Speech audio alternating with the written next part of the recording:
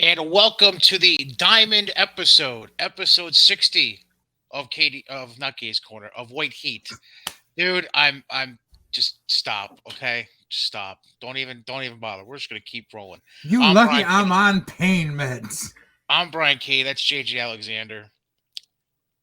That's how in and out of it I am the last few days. But anyways, yeah, here we are. We're presented by Godzilla Media, sponsored by our good friends at Mohawk Honda as well as SeatGeek.com. If you're watching the YouTube show, you see the plugs for them underneath, scrolling across throughout the course of the show. If you're checking us out on YouTube, great. If you're not, then we thank you also for checking us out on Google Play, Spotify, Apple Podcasts, all that good stuff right there. When we went off the air with episode 59, which was longer than usual because of the fact it was delayed a few days. I questioned how if we were going to have this show done on Monday like we usually do, or if we're going to push it back like a day or two just to make sure we had enough of a news cycle.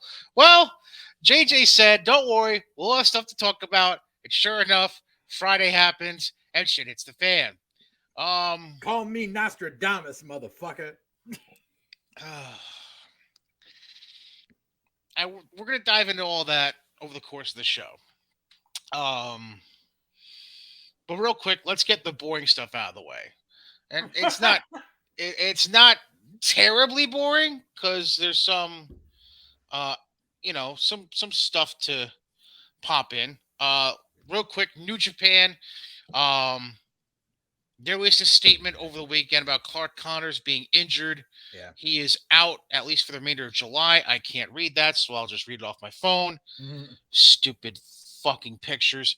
So he sustained a herniated disc in his back and will not be able to compete at least in the New Japan Strong taping that took place yesterday in Charlotte, as well as the card scheduled for Nashville this coming weekend for New Japan Strong. So he's being replaced by Rocky Romero in the match at Music City Mayhem, which is supposed to crown the national. It's for the national openweight, the MLW National Openweight Championship. So he's in there with Alex Kane and I'm guessing Calvin Tankman.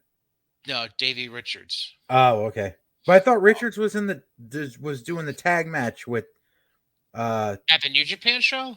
Oh, sorry. I'm getting confused with the Jarrett retirement show in Nashville. Oh, yeah. That's why. Yeah. So this is the New Japan show that is the afternoon of SummerSlam. It was supposed to be Connors one-on-one with Davey Richards. Now it's Rocky Romero against Davey Richards. As far as the taping for Strong that took place last night, he was supposed to be in a triple threat against Hiromu Takahashi and El Desperado, and he was replaced by Blake Christian. Yay. So wait, somewhere along the line, Calvin Tankman dropped. Oh, not Calvin Tankman. Alex Kane dropped the MLW Openweight title. Apparently, yes. Davey Richards. Oi. Yep. Apparently. Ugh. Yeah. Ugh. But what we can read are the 4 blocks for G1. I've decided to say fuck you to reading results, and I just downloaded the 4 tables from the most recent show that completed because I'm a smart man. Work smarter, not harder, motherfucker. That's right. So block A, here's how it looks right now. We have Tom Lawler still has not competed in a G1 match yet. Because, sure, I don't know if Lawler's out of the tournament or whatever, but it looks like he should have competed against Okada and Yano by now. But there's no markings for him. It's no clue. I don't know. Or maybe not. Okay, sure. Maybe not. Nope, never mind. I see the dates for them. Okay, all right. It's just the way they write the dates in this is weird. Anyways, so it looks like Lawler's first G1 match will be against Archer tomorrow night. That'll be interesting. Anyways, so Okada leads the block right now. He's 2-0. He's got 4 points. And then you have Toru Yano, who's 1-1. Jeff Cobb, 1-1. Bad Luck Fale, 1-1. So they'll have 2 points. And the only 2 guys that have actually wrestled and have 0 points are Jonah and Lance Archer. They're both 0-1. And then Lawler has yet to compete. So he's at 0 still as well. Yeah. As for B block, Jay White, he's unbeaten, 2-0. He's at 4 points. And then we got Tama Tonga, Sonata, and Tai Chi all at 2 points apiece. But Tama Tonga has a match in hand because he's only wrestled once. And then Ishii 0-2, Chase Owens 0-1, Great Okan yet to compete, and they're all at 0 at the bottom of the barrel. C block, ZSJ, he's 2-0 and leads the block with 4 points. Tanahashi and Hanari both 1-1 with 2 points. Goto 1-0 with 2 points. Naito 0-2. His losses to Tanahashi and Goto. Yikes. He's got 0 points. Kenta's 0-1 with 0 points, and Evil has yet to have a match. As for D block, everyone has competed in some shape, way, or form. 5-way tie for first right now with 2 points. Takagi and Phantasmo and Yujiro Takahashi all 1-1, while Ospreay and Juice Robinson are 1-0. And then the 2 people with 0 points, Yoshihashi and Finley, are 0-1. So, some catching up need to be done by D Block, it looks like, and then just a few different people that are sitting with 0 matches haven't taken place. But it looks like a lot of that will be figuring itself out over the course of this week because they do have shows on the 26th and the 30th. So we'll start seeing the standings to make a little more sense and have a little more evening out between top and bottom as far as matches competed in that regard. You see this shit with Zack Sabre Jr. going on? What would that be, good sir? Where he had like the press conference where he said like not only is he going to win the G1, but he's going to cash it in fucking England. He's not going to wait until Wrestle Kingdom. So that would mean forcing the hand of New Japan to book their champion in England as well. Which ain't gonna fucking happen. So, way to try to go into business for yourself, kid. Why are people? Why are New Japan wrestlers from England so dumb? That seems to be the specific species we need to hammer on. And obviously, you know the 2 I'm talking about. Oh yeah. like why? Like what is in the water that they drink that brings this stupid shit into their brain and somehow have it go from the receptors of the brain to the mouth for it to come out as words? I'm guessing the same thing that makes British people's teeth all that not great. That's fucked. That's really fucked. Wow. Jesus. Wow. That's rude. That was fucking rude. The big book of British smiles. I've got nothing for that. I wish I had something intelligent to say, but I ain't got shit to say. I have nothing. Yeah, I got nothing. I'll just leave it at that. Fucking wow.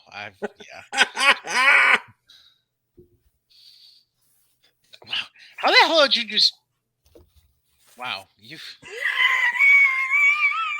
I don't get this. Like, I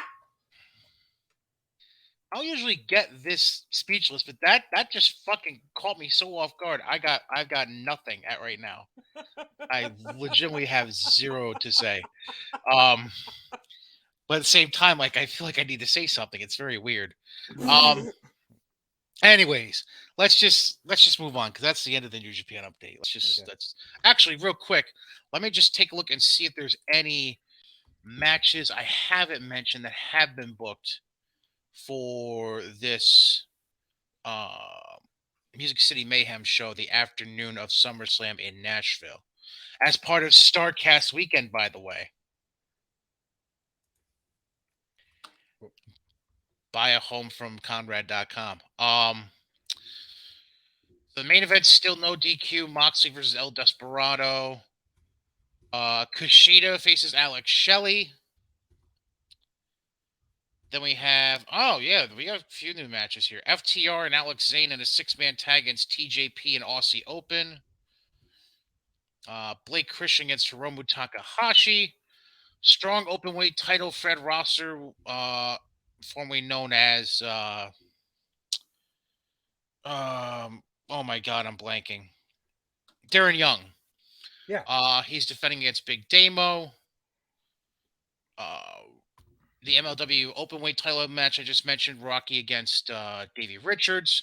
Mm-hmm. And then the opening match, Yu Uemura, Fred Yehi, and Shota Umino against Ren Narita, DKC, and Kevin Knight. Mm-hmm. So that's your card right now for Nashville. Again, not a whole lot's really. I mean, there's been a couple matches added, like they added the strong openweight title match. They had the 6-man tag. So, um, that's your fully functional card. 7 matches, if I counted correctly. Yeah, 7 matches booked as of right now, and then who knows what they add at the last minute. But yeah, you can watch it on Fight TV, or if you're going to Nashville for SummerSlam, and you want to warm yourself up, fuck it, go to was it Nashville Fairgrounds? I think this is that. Yeah, Nashville Fairgrounds, where the Ric Flair show was supposed to be originally before they moved it to the Municipal Auditorium in Nashville. All right. Next, the last boring part of the show, Impact. Just to run through results quick, stop me if you're interested in saying anything about this, JJ, because I'm assuming you probably didn't watch it, or you watched it and didn't really care, so I'll just run it by you. Was it the first or the former or the latter? The former. Okay, so you didn't watch it. All right. They opened the show with Deonna Purrazzo and Chelsea Green beating Jordynne Grace and Mia Yim in a tag match. Then we got Honor No More cutting a promo. Mike Bailey retains the X Division title over Diener. Mm-hmm. Then Purrazzo is backstage with Gail Kim, who I believe is considered the GM of the Knockouts division, essentially. Yeah, she is. Yeah. So Purrazzo approaches her saying, "Well, I pinned the number one contender in the tag match tonight, so I should be the one. I should be put in the title match at Emergence, the next big show they're having." Mm-hmm. And Gail Kim's like, "Yeah, not so much." So instead, Gail Kim schedules Purrazzo and Green for a knockout tag title match next week on Impact against Rosemary and Taya Valkyrie. Then we get Eric Young cutting a promo. He tells Diener to find a cure for the sickness. Okay. The answer to that comes at the end of the show. Okay. Then Masha Slamovich beats Madison Rayne. They're actually following along to Masha's record because they specifically said she's 12-0 now. So we're going to treat Masha like she's fucking Goldberg, apparently. That being said, so she beats Madison Rayne and then hands out the next death warrant to Giselle Shaw, who was checking on Madison Rayne after the match, I guess. Yeah.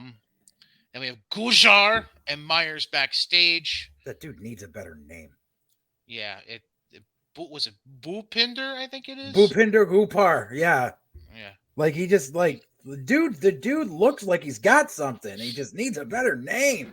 Well, the concept of the promo was he was basically asking Myers for a digital media title shop, and then Myers distracted his attention towards someone who he said was disrespecting Gujar. I don't fucking know. I didn't really read that close because I saw Brian Myers and honestly just scrolled down. Killer Kelly vignette for her debut, which is this coming week on Impact, apparently. Then we had the Bullet Club beat Honor No More. Ace Austin and Chris Bay win a tag match against Matt Taven and Mike Bennett. Mm-hmm. Then we had Steve Macklin backstage interview, who's jumped by Sami Callihan. And then Moose tries to jump Sami in retaliation, but then the lights go out and Sami disappears. So suddenly we have Sami Callihan turning into a worse version of the Fiend or Bray Wyatt. Yeah, I don't know. It's weird. Rich Swann confronts Scott D'Amore backstage for the world title rematch he never got. Okay. Apparently. That's random, but the fuck was Rich Swann lost the Impact title a year and a half ago? I don't fucking know. But D'Amore deflected the question and instead booked Swann in a match against somebody who is making their Impact debut this week. Would you like to guess? I don't know. You were kind of starting to say the name. Kushida. Oh, yeah, that's right. I forgot. He popped up there. Yeah. And then the main event, Alex Shelley beats Chris Sabin to become number one contender for the world title at Emergence.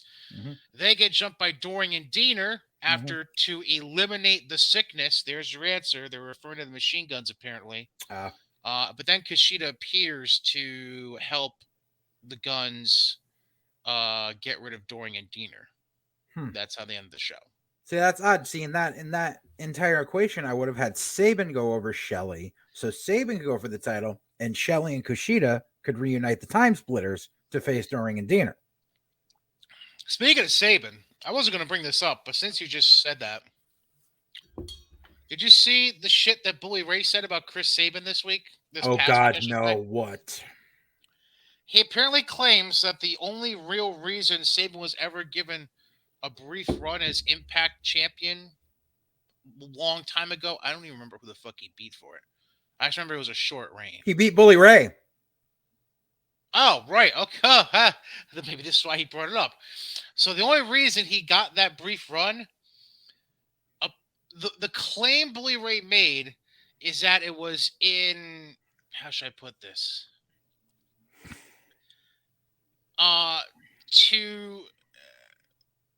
It was like a reconciliation by Impact. Had something to do with them not doing something for Sabin when he tore his ACL or some shit. I'm trying to see what let me try to find the exact quote. Hang on here. Hang on. Let me try to find it. Bully Ray. Because I saw the headline. And let me see. Of course, I didn't fucking say anything. They should probably search Chris Sabin because he does not have as many headlines in here. Oh, here we go. All right. So, yeah, this was actually from. I actually almost brought it up during our last show because it was from Wednesday. Bully Ray was being interviewed by Brian Hebner on Brian's podcast, where Bully Ray was talking about a bunch of shit, and then for some reason, him dropping the belt to Sabin in 2013 came up. And here's the quote Bully had. He said, quote, "Me dropping the belt to Sabin was never supposed to happen. That wasn't the plan. The plan was I was going to win the World Heavyweight title at Lockdown in San Antonio and beat Jeff Hardy. I was going to hold it all the way until Bound for Glory for a nice little 9-month run as world champ. Sabin had gotten hurt. He hurt his ACL, an unfortunate injury. To my recollection, if I have the story correct, I don't believe TNA wanted to pay for his surgery. I don't know if they ever did, but to compensate him for getting hurt in their ring, they put the World Heavyweight Championship on him for 1 month." You know what that is? That is ex-boyfriend small dick energy talking about a previous ex-boyfriend.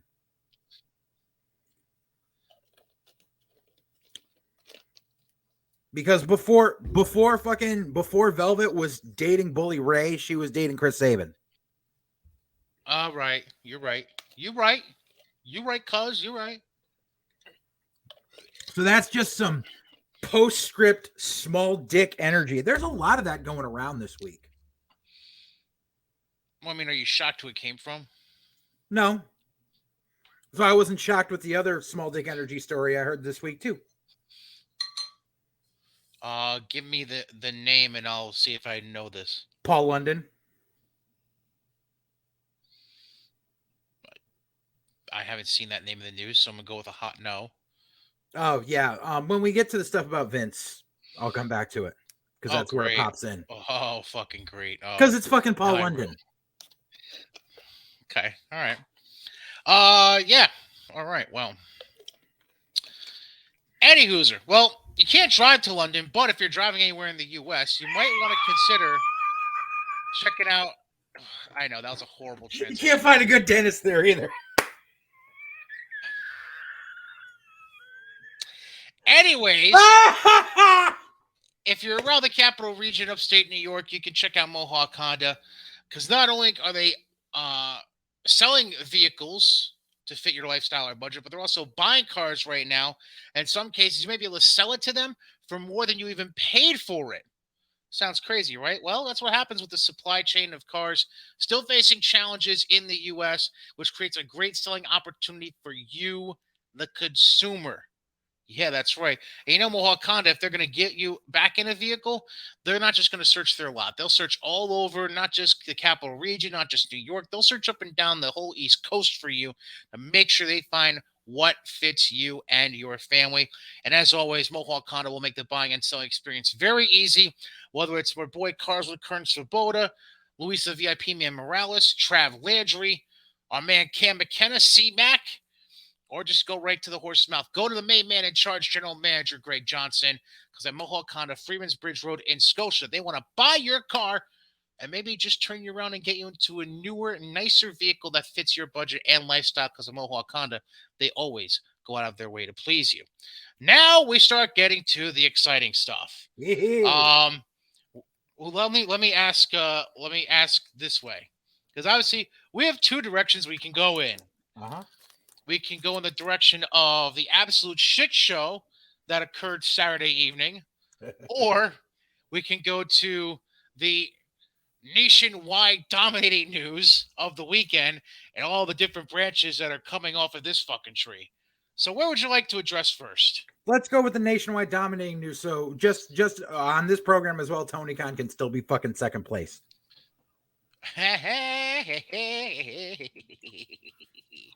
All right. Okay, sure. Let's do that. Let's begin. Vincent Kennedy McMahon is no longer in WWE. He has effectively retired from his position. Now, For realsies. yeah, for realsies is right. So I'm not going to sit here.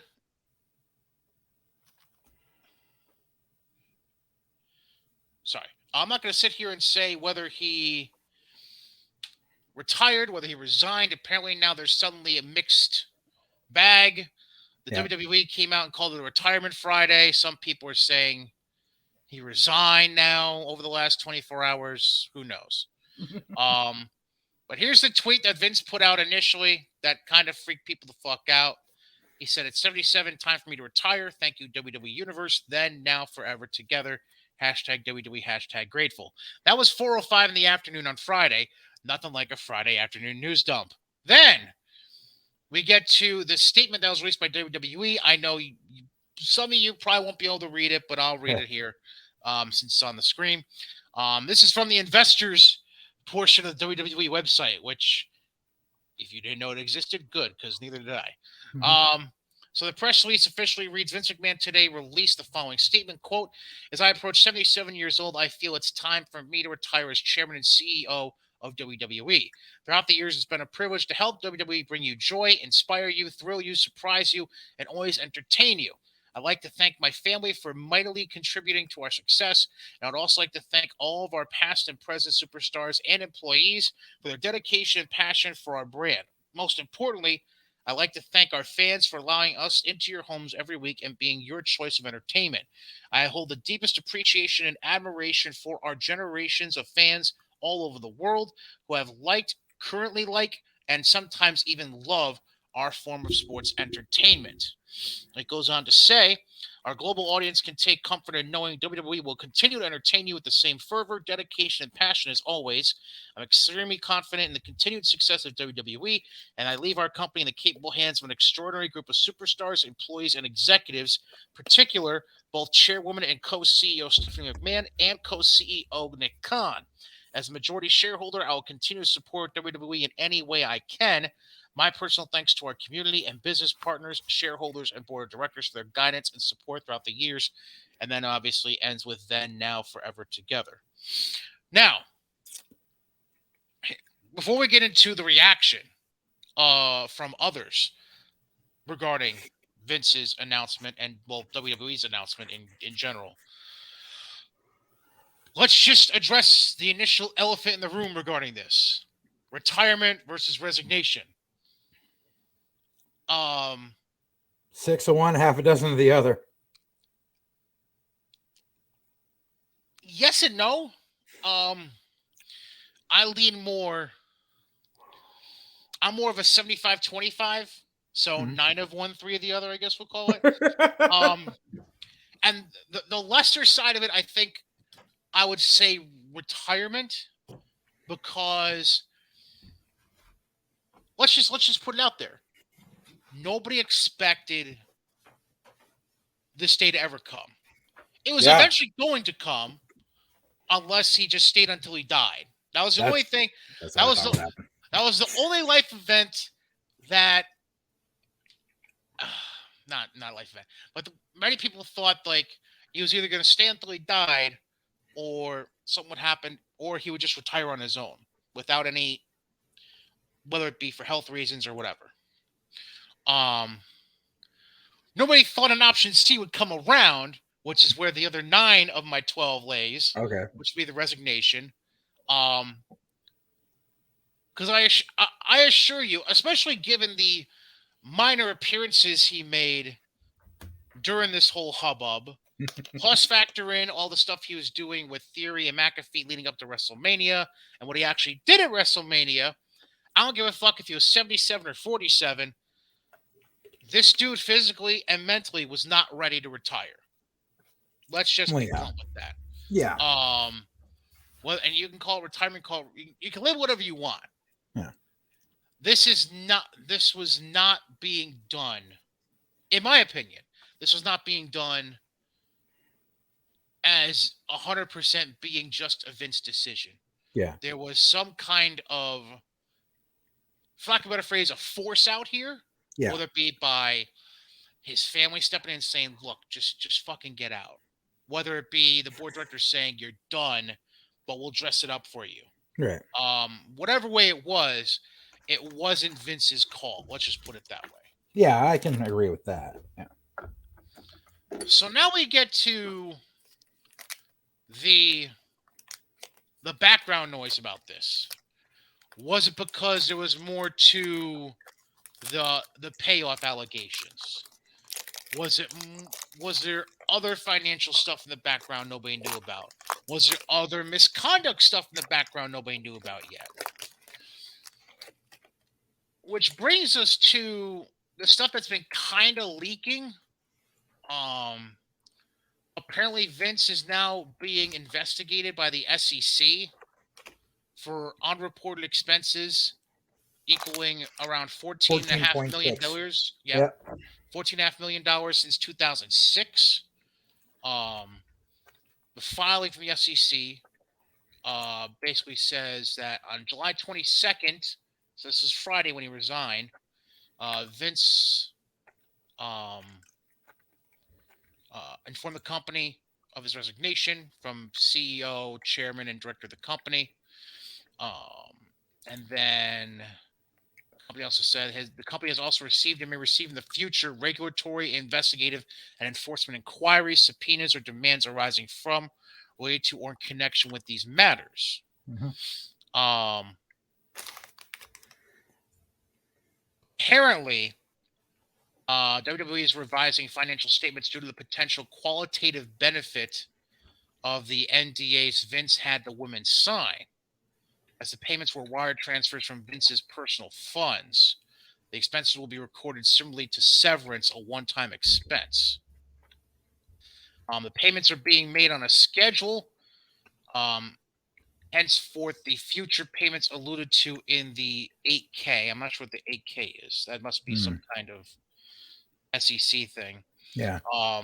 Expenses will not revise profits for 2 reasons. One, their material $15 million is nothing to sneeze at, except it's kind of 2, one-time expenses like the severance pay example referenced earlier do not impact reported profitability. Furthermore, let's see here. WWE, never mind, hang on. Yeah, I think that's really it.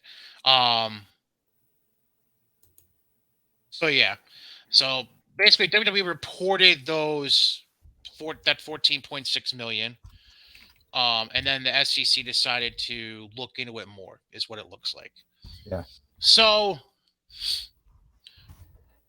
the question becomes, is this for more NDAs that haven't come out yet? Who knows at this point? Really, here's the thing. The only people that are ever going to know are Vince and whoever people signed the NDAs. Right. Or if there was, or if McDevitt was in the room for any of this.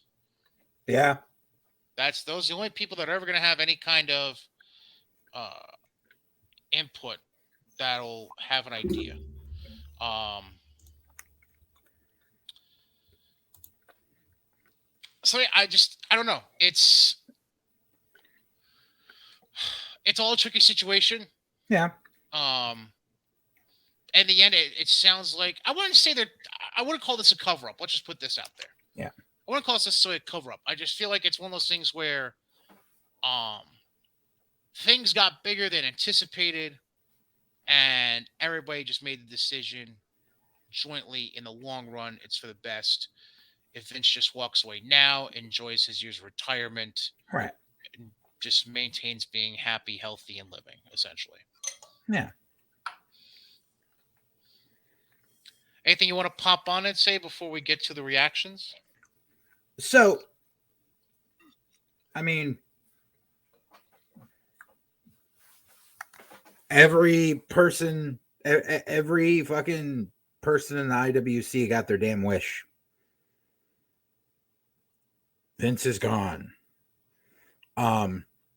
It's going to be it's going to be some strange times coming ahead. It's going to be some very, very, very uncharted waters. I don't know. It feels like he knew this was coming, though. Like it feels like a movie ending where the guy in charge knows something is coming and ends up making the decision before he wants to make the decision for him.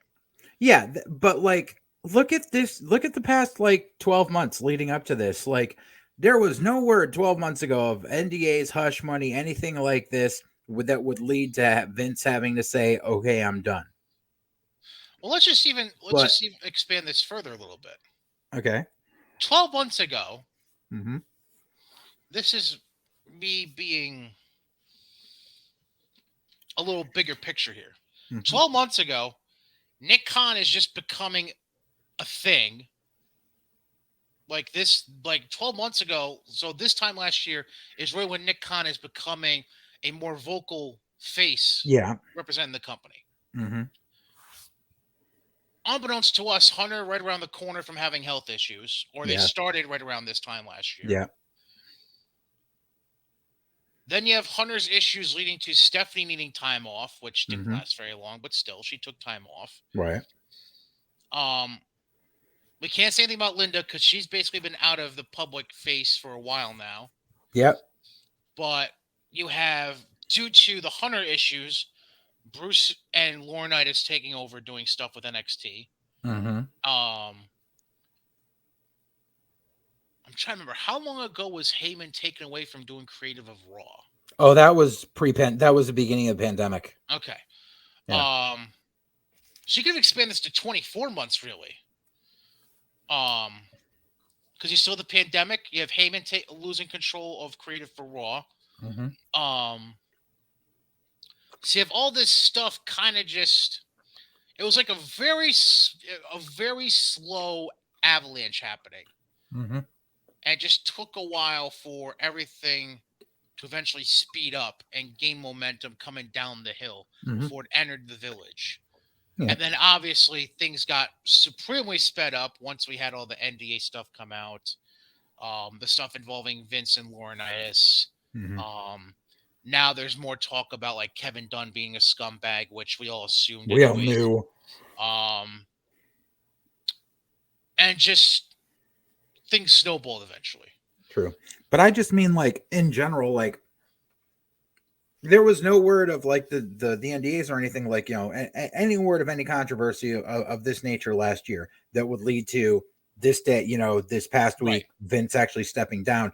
But it's like Vince goes and sets up so he has that one last big moment at WrestleMania. And he actually does like he does the Pat McAfee show leading into it when he never does interviews. Right. And then like he does the whole thing. He does Mania. He goes, he gets the last big pop. He does the last big physical thing.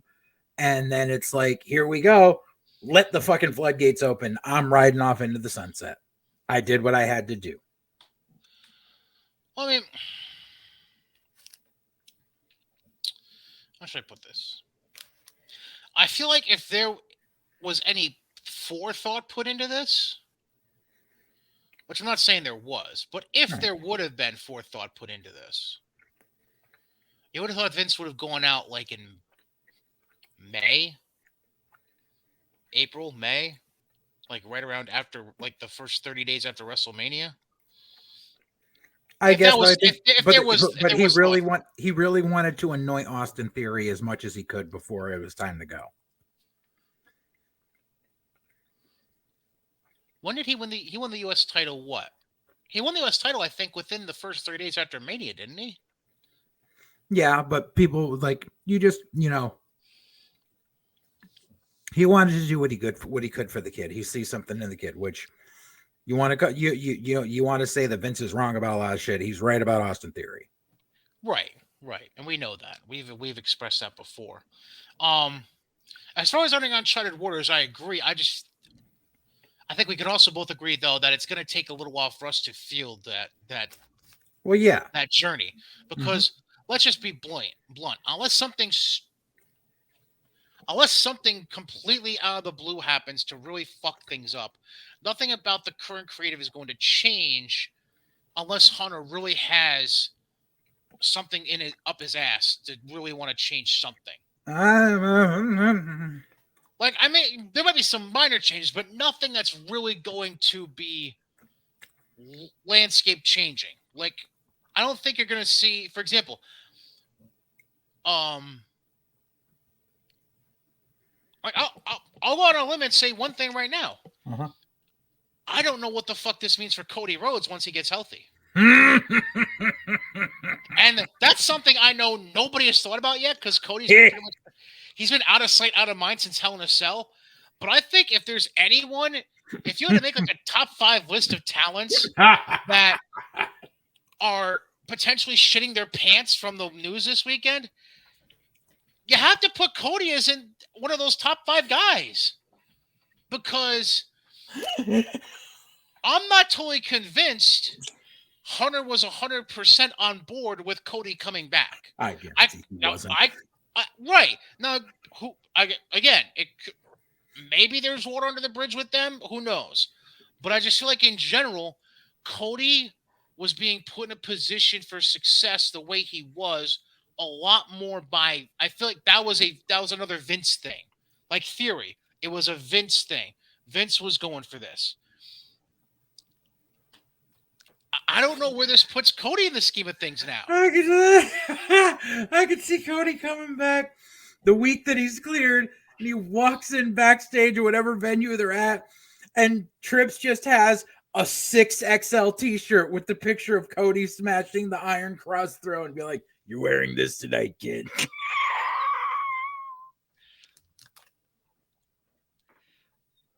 That would be pretty funny, actually. Yeah, like I feel like there's got to be discussions there between those two before Cody even steps foot in that fucking arena again. I know we're kind of jumping the gun because I didn't really expect us to jump into the whole Triple H taking over creative thing this early in the conversation. I mean, we'll take steps. Well, yeah, I Right. know. I kind of that was me. So we'll backtrack for a second. We might have to come back for that list though, because it might be something we need to think about over the course of the show. But what I do want to show,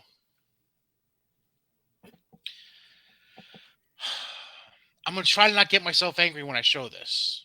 So you think you know where I'm going with this.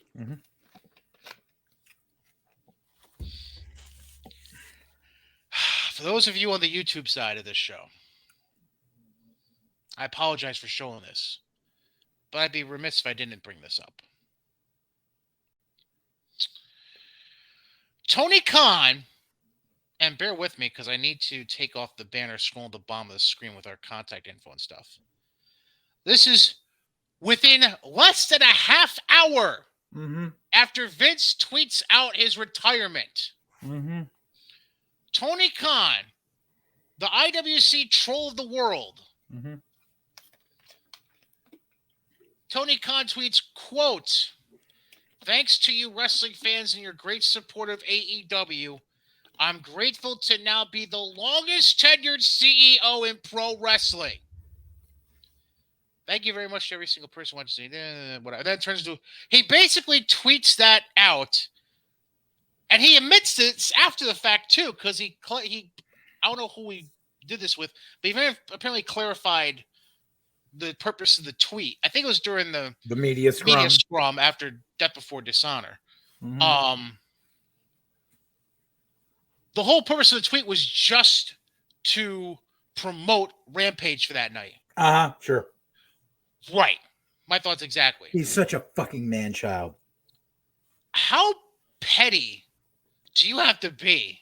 How small does your sack have to be for you to feel like, you know what? I need an extra inch on my dick tonight. Let me tweet this. Seriously. And the whole thing is like, obviously, like people have been debating. They're like, well, because the whole thing is people are like, well, this company's been running longer under this guy, and this company's been running longer under this guy. But the thing is, it's the corporate structuring of said company. Like, I can't think of many other companies that would probably have that structure where they would have a chief executive officer title. The reason WWE has it is because they're a publicly traded company, and the reason AEW has it is because that's how he's structured, because that's how all of the sports leagues that the Khan family owns are structured. So you don't really know if any other wrestling companies have that corporate structure. Like, I'm pretty sure Billy Corgan doesn't have that corporate structure for the NWA. He may be the president of the NWA, but he is not the chief executive officer. The only company I can think of that actually might have that structure, because they are an LLC, in which case it would be great to just shove it right up Tony Khan's ass, would be MLW. And that would be Court Bauer. Because Court Bauer has been the owner and chief officer of MLW for years now. So, but I mean, besides that, I'm not really quite sure, because it's just that's wrestling. Wrestling doesn't have that corporate structure. Right. Let me. Founder, CEO, and owner.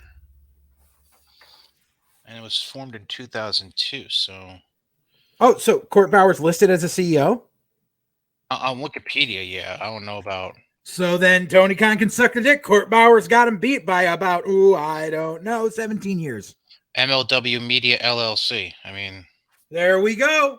We cracked the case right here on White Heat, baby. Court Bauer. By the way, I know this is completely off topic, but to refer back to the question you made earlier regarding Davey Richards, he took the belt off Alex Kane back last month at Battle Riot. Oh, geez. Just an FYI. That's what I get for not going to Battle Riot. It's all good. Let's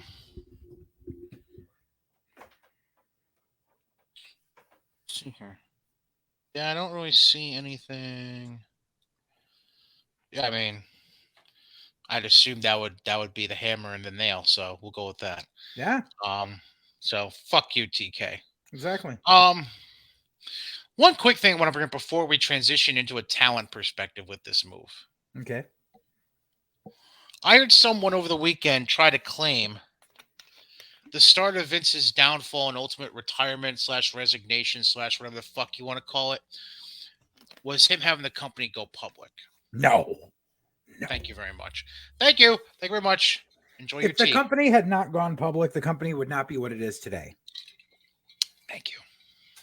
By the way, this is water, because I know I've been using a very anonymous black bottle the last few weeks. This is water, ice water, stays ice and cool for hours and hours.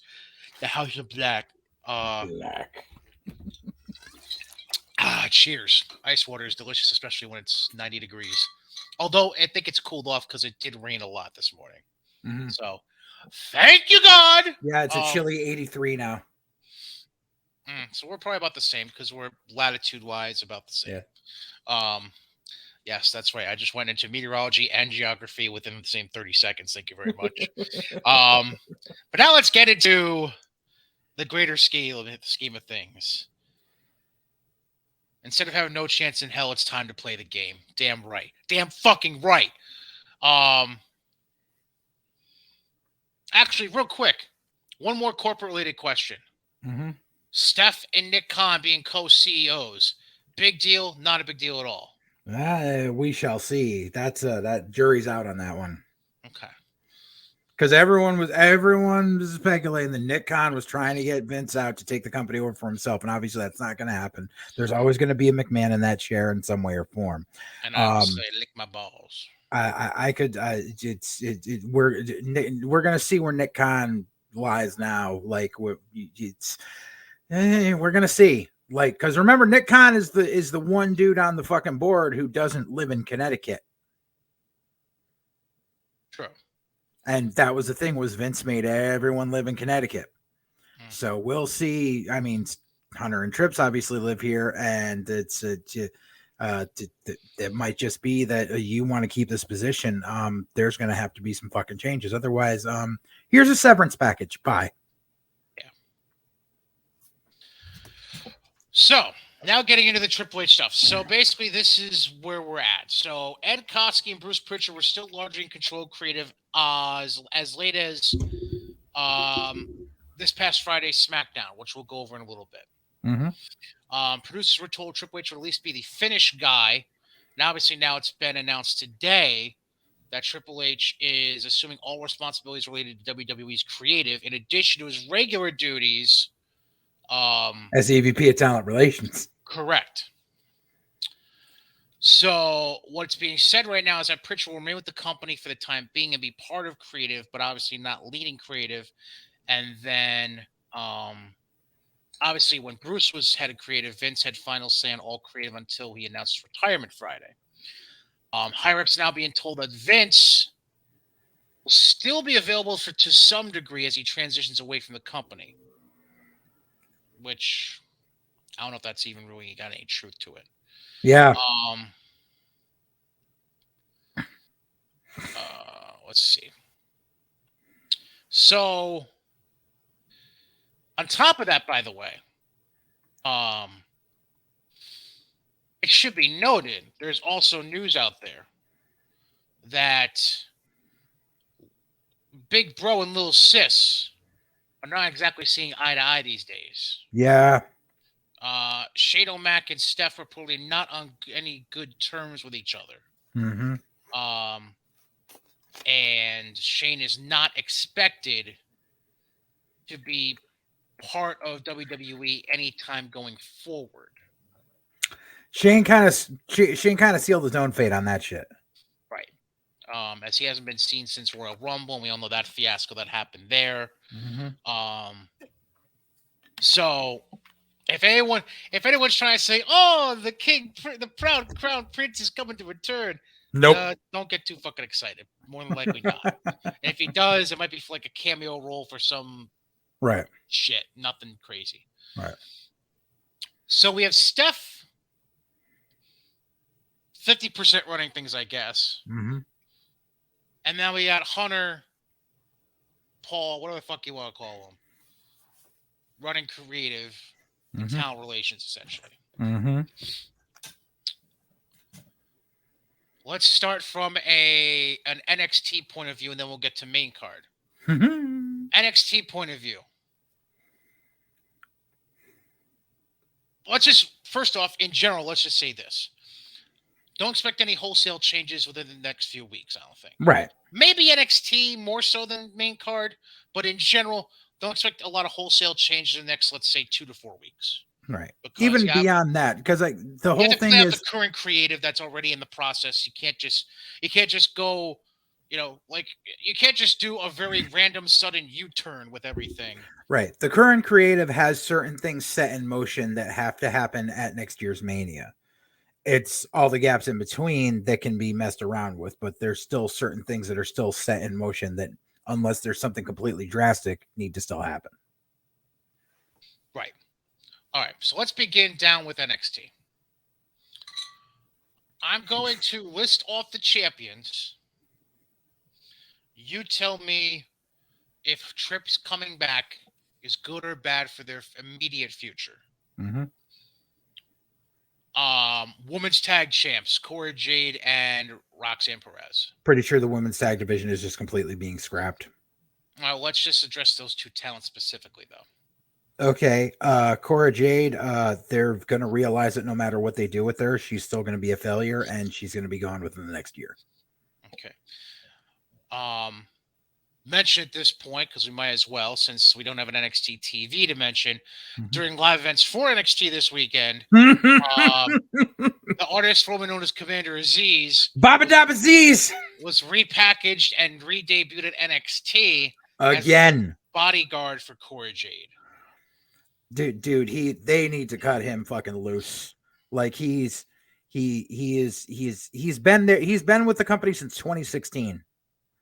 He is not getting any better. They stuck him in Evolve when they first got him to try to get some seasoned people to work with him, and he just never got any fucking better, which is why when they decided, oh, well, you know, let's bring him on the main roster, let's give him these limited roles where we do the Raw Underground thing with them, where we can hide these weaknesses, and then let's make him the bodyguard for Apollo Crews.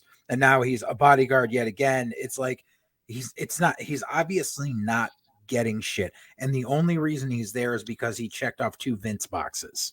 He's 7 feet tall, and he was a football player. Maybe we can have him and Apollo Crews have a rivalry in NXT. To have Apollo embarrass him. That's the point. So you're basically out on Cora Jade, you think? Oh yeah, okay. She is worthless. Roxy has potential, and I think she's going to shine. Agreed. Current women's champion, Mandy Rose. Fuck that bitch. I mean, she's been around for years, and she was originally a Triple H NXT staple. She was, but she's never been anything special. She was a Barbie doll, and now it's like they sent her back down to NXT to get better, and all they like the whole thing was she was sent down to NXT to get better, but with Pritchard in charge, Pritchard just made her the focal point and had her bury every fucking young talent that's there. It's like remember when I explained the dichotomy of like making Ziggler the heel champ there, and having it so like, you know, he was like the final boss, and so these younger guys could scrap and get better and eventually get to him. Correct. That's basically what they tried to do with Mandy Rose, except unfortunately with Mandy Rose they stuck her with 2 fucking terrible fucking talents who have just made every female on the roster down there look like shit for the past year. Oh, I'm assuming when you say that you're referring to Toxic Attraction. Okay. Yeah. I'm going to make a slight counter argument. Okay. And I'm not doing this because I'm exactly a huge Mandy Rose mark. Mm-hmm. I'm just saying this as a partial excuse for Mandy. Okay. I'd argue, aside from Dakota Kai, give me a legitimate talent that could have helped her any more than she could have. You mean that could have been elevated by working with her, or helped her look better as she has as a champion? Like, think about all the talents that she's faced. Indy, Cora Jade, Wendy Chu, like... She made Raquel look like shit for 6 months. She damn near almost ruined Raquel's fucking job there. Raquel and Mandy, they weren't involved that long. It was an on and off thing because Mandy beat Raquel for it, and it was always Raquel kept trying to go back for the title, and they kept yanking her back. And anytime she was in the ring with Mandy or her 2 fucking flunkies, the matches were awful. All right, so Dakota and Raquel, aside from them, Mandy hasn't Io Shirai, who Io is now saying, fuck WWE, I'm done. Because she had to deal with this Io bullshit. Had those thoughts before Mandy Rose, honestly. That's kind of a neither here nor there thing. Again, I wasn't trying to completely excuse Mandy. I'm just saying, I know. Like, the women's division has exactly been impressive for her the last 6 months.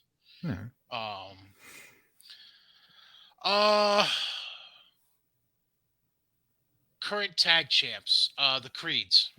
Fuck them. I guarantee Trips is going to see through all of their shit.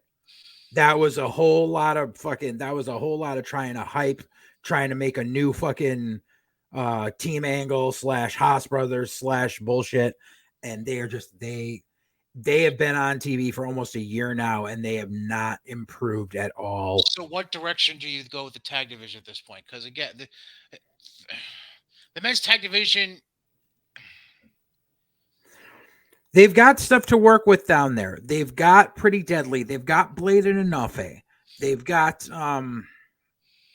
potentially Schism. potentially, yeah, exactly. You got the GOIV still, just under a different name. You've got, I mean, they can always try pairing people together that could work. I mean, I obviously, guess you have Briggs and Jensen too. Oh yeah, you've got. I was going to mention Briggs and Jensen, but because they've got the UK straps. But yeah, there's a tag division to work with there, and the Creed brothers are just not any fucking good. And Trips is going to see that. I mean, I'm guaranteed he already sees it, which is why. Remember going back to the takeover at Mania weekend? Yes. And you could tell that Trips had the book for that show. And that's why the Creeds didn't go over for the fucking tag belts at that show.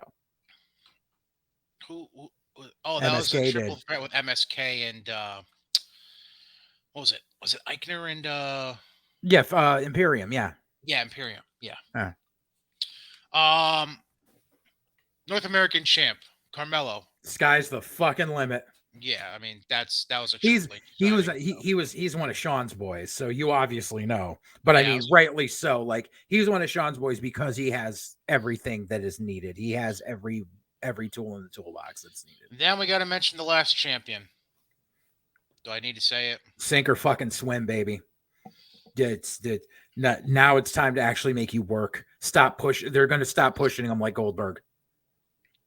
Of course, we're referring to Braun Breaker, the NXT Braun Baker. I mean, maybe. Brad Baker.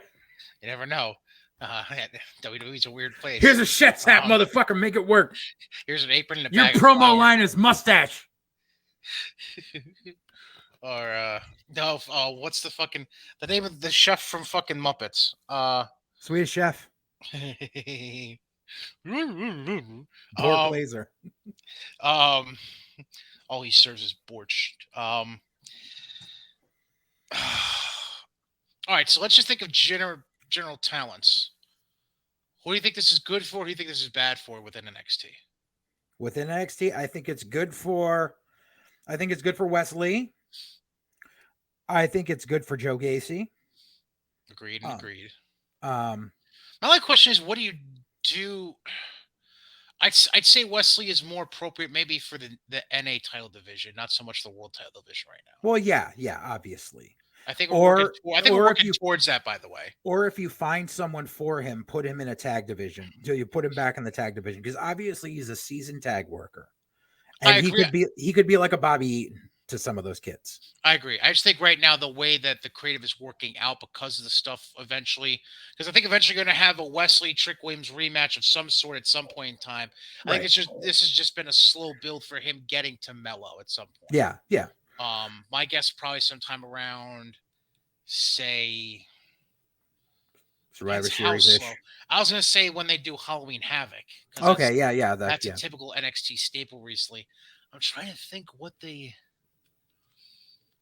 Because they just had Great American Bash. What the fuck do they usually have between now and then? Nothing. Like they would throw in like a random in your house.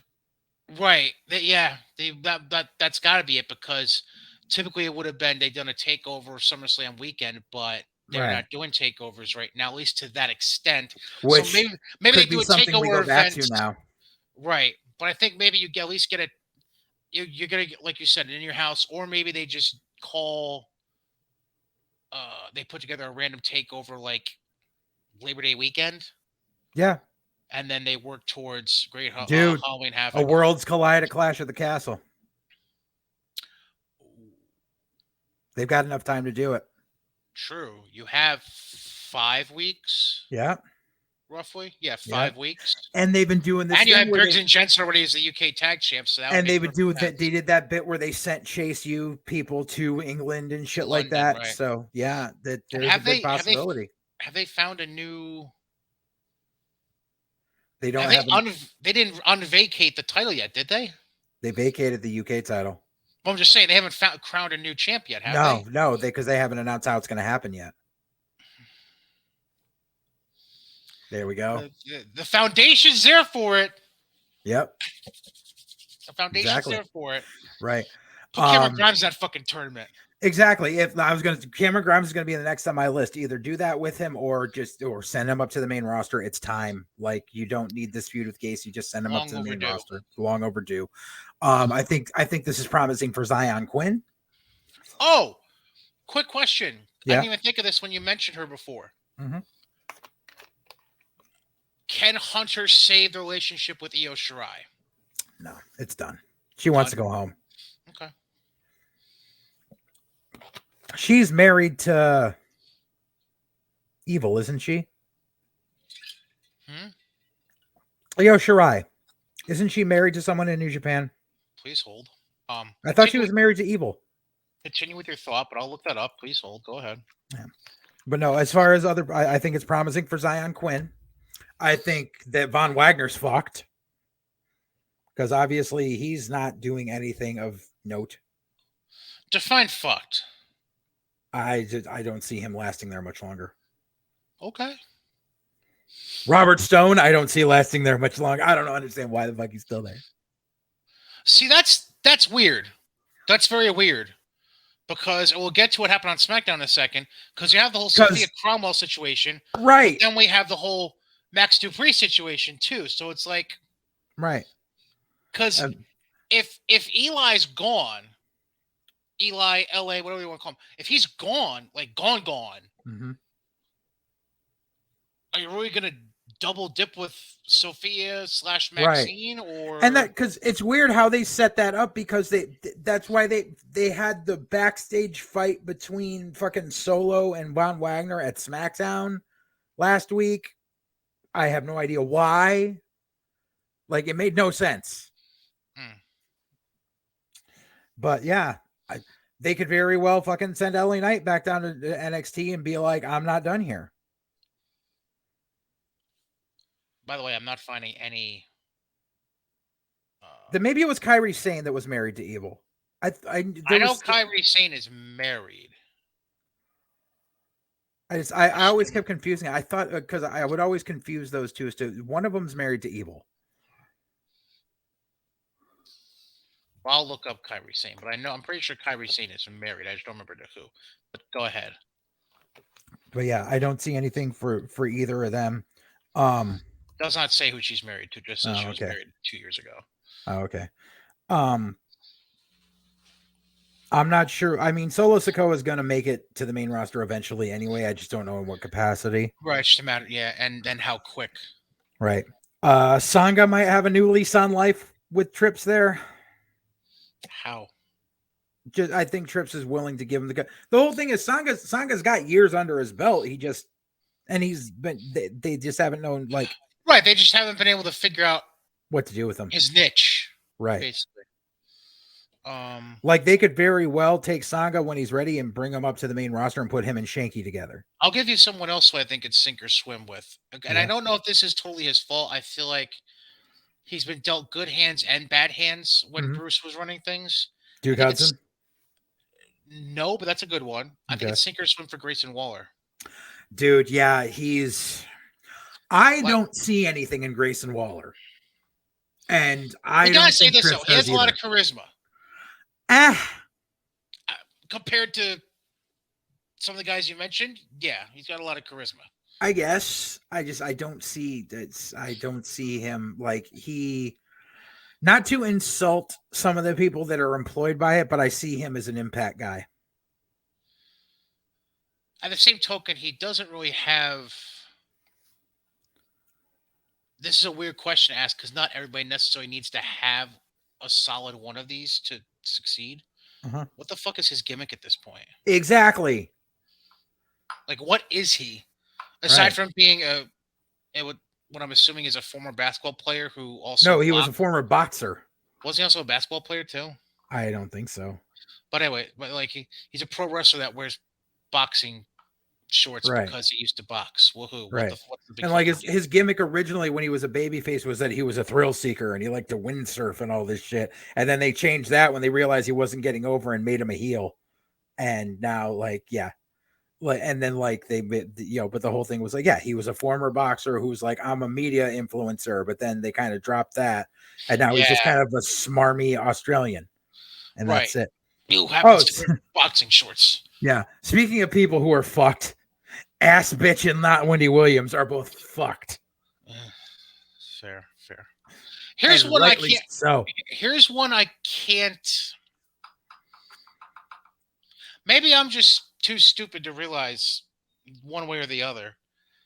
I can't make heads or tails what this is for Kaylee Ray. Yeah, it's kind of odd. Like I was Especially never considering the gimmick change recently, I really can't make heads or tails on it. Yeah, I was never a fan of her in NXT UK. When she came over, I was like, she ain't that bad. But and then they did the name change, which I understand because of the copyright shit, but still.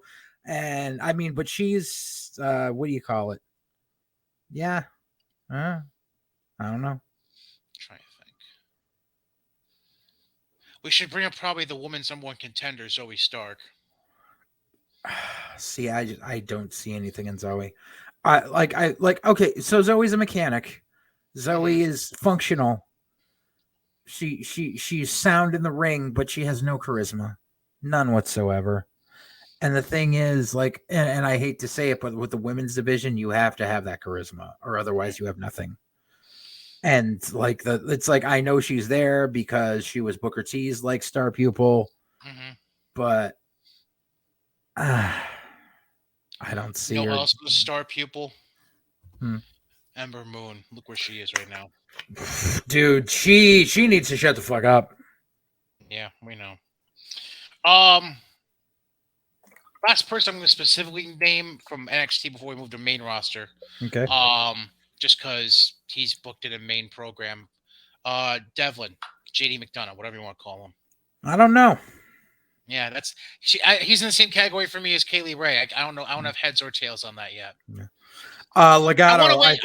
I want to wait and see what they do with this program, because if they keep McDonough on this methodical, weirdish, like creative around him towards the title match with Braun, I think it's a deal breaker for him.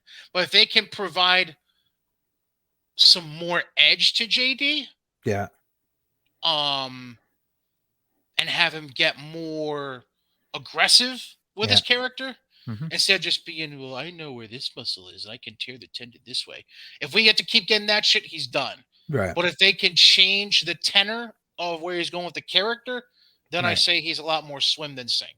Right. You give him more of a Patrick Bateman American Psycho type fucking mindset that'll work. Yes. Legato, all the male members of Legato, I see succeeding and possibly going to the main roster. D'Angelo and his fucking lackeys are done. Well, he has one lackey now, so true, but God knows what else they'll do. Like they might take another random fucking trainee kid and put him with them and make him 3 times. Speaking of Legato, I'm assuming you're out on Elektra Lopez too. No, Carmen Sandiego ain't doing shit. She's terrible. Okay. Main roster. We're not even gonna address the women's division because I'm at a point where it's just such a clusterfuck. I don't even know what to make of it. Let's just focus on the males. Raw. Can someone just explain me where we're going with this Dolph Ziggler theory thing? Like, because he's still entrenched with Bobby going through SummerSlam weekend. So what's the direction we're going here? Are we using Ziggler? Are we trying to do with him?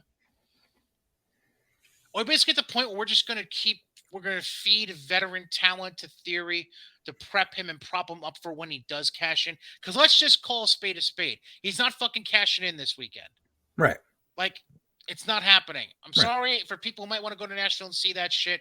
Theory is not cashing in the briefcase at SummerSlam. He might attempt to and fail, but he's not going to actually have the bell ring for a cash in. Yeah. So we're at a point where we're just going to feed Theory legitimate tenured veterans that can maybe fine-tune points of Theory's game at this point. I mean, Like, it that's the works only for thing I Randy can think Orton. of. I'm just thinking that's the only thing I can think of at this point is what they're going to do with. It seems like I'm not quite sure. I still feel like we're gonna see some fucking version where Theory ends up getting flipped, or not Theory. Theory is like this catalyst towards people flipping babyface, is what I was gonna say. Like I said it last week. Like it feels like Flip. like Oh, the you want to flip bloodline. Theory We're gonna flip. babyface? No. Like because of Theory's tactics, like he's gonna flip the Oh, bloodline babyface. He's gonna flip Dolph babyface. it's just Like hard. it's weird. It's It's weird. It's a weird dichotomy. I'm not sure where they're going with it. well, here's the thing. With Brock, it's you're not. Fuck Brock. Let me put it. No, I've been saying not that in for that way. years. I'm just saying fuck Brock because it doesn't really factor in what I want to say. Mm-hmm. Bloodline is in that shade of gray Yeah. where yes, they're heels, but the crowd fucking loves them and Yeah. buys their merch and Right. explodes anytime they come out, especially when Roman's theme hits. Yeah. Like people will bop to the Usos entrance song, but Mm-hmm. when fucking Roman hits and you got that big like choir beginning, like Yeah.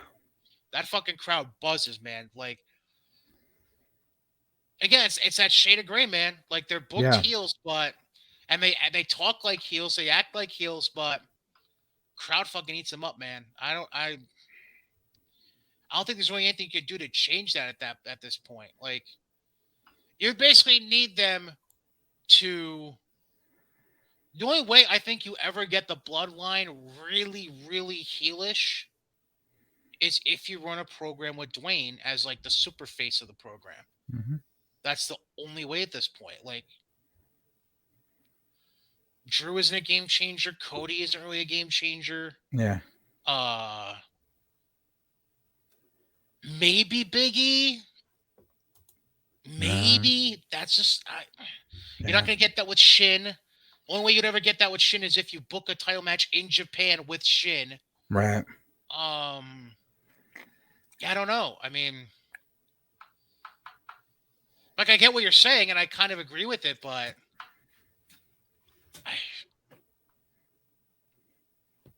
I just feel like Bloodline's already in that shade of gray where it doesn't matter. They're still going to react how they're going to react for Roman and the Usos. Yeah.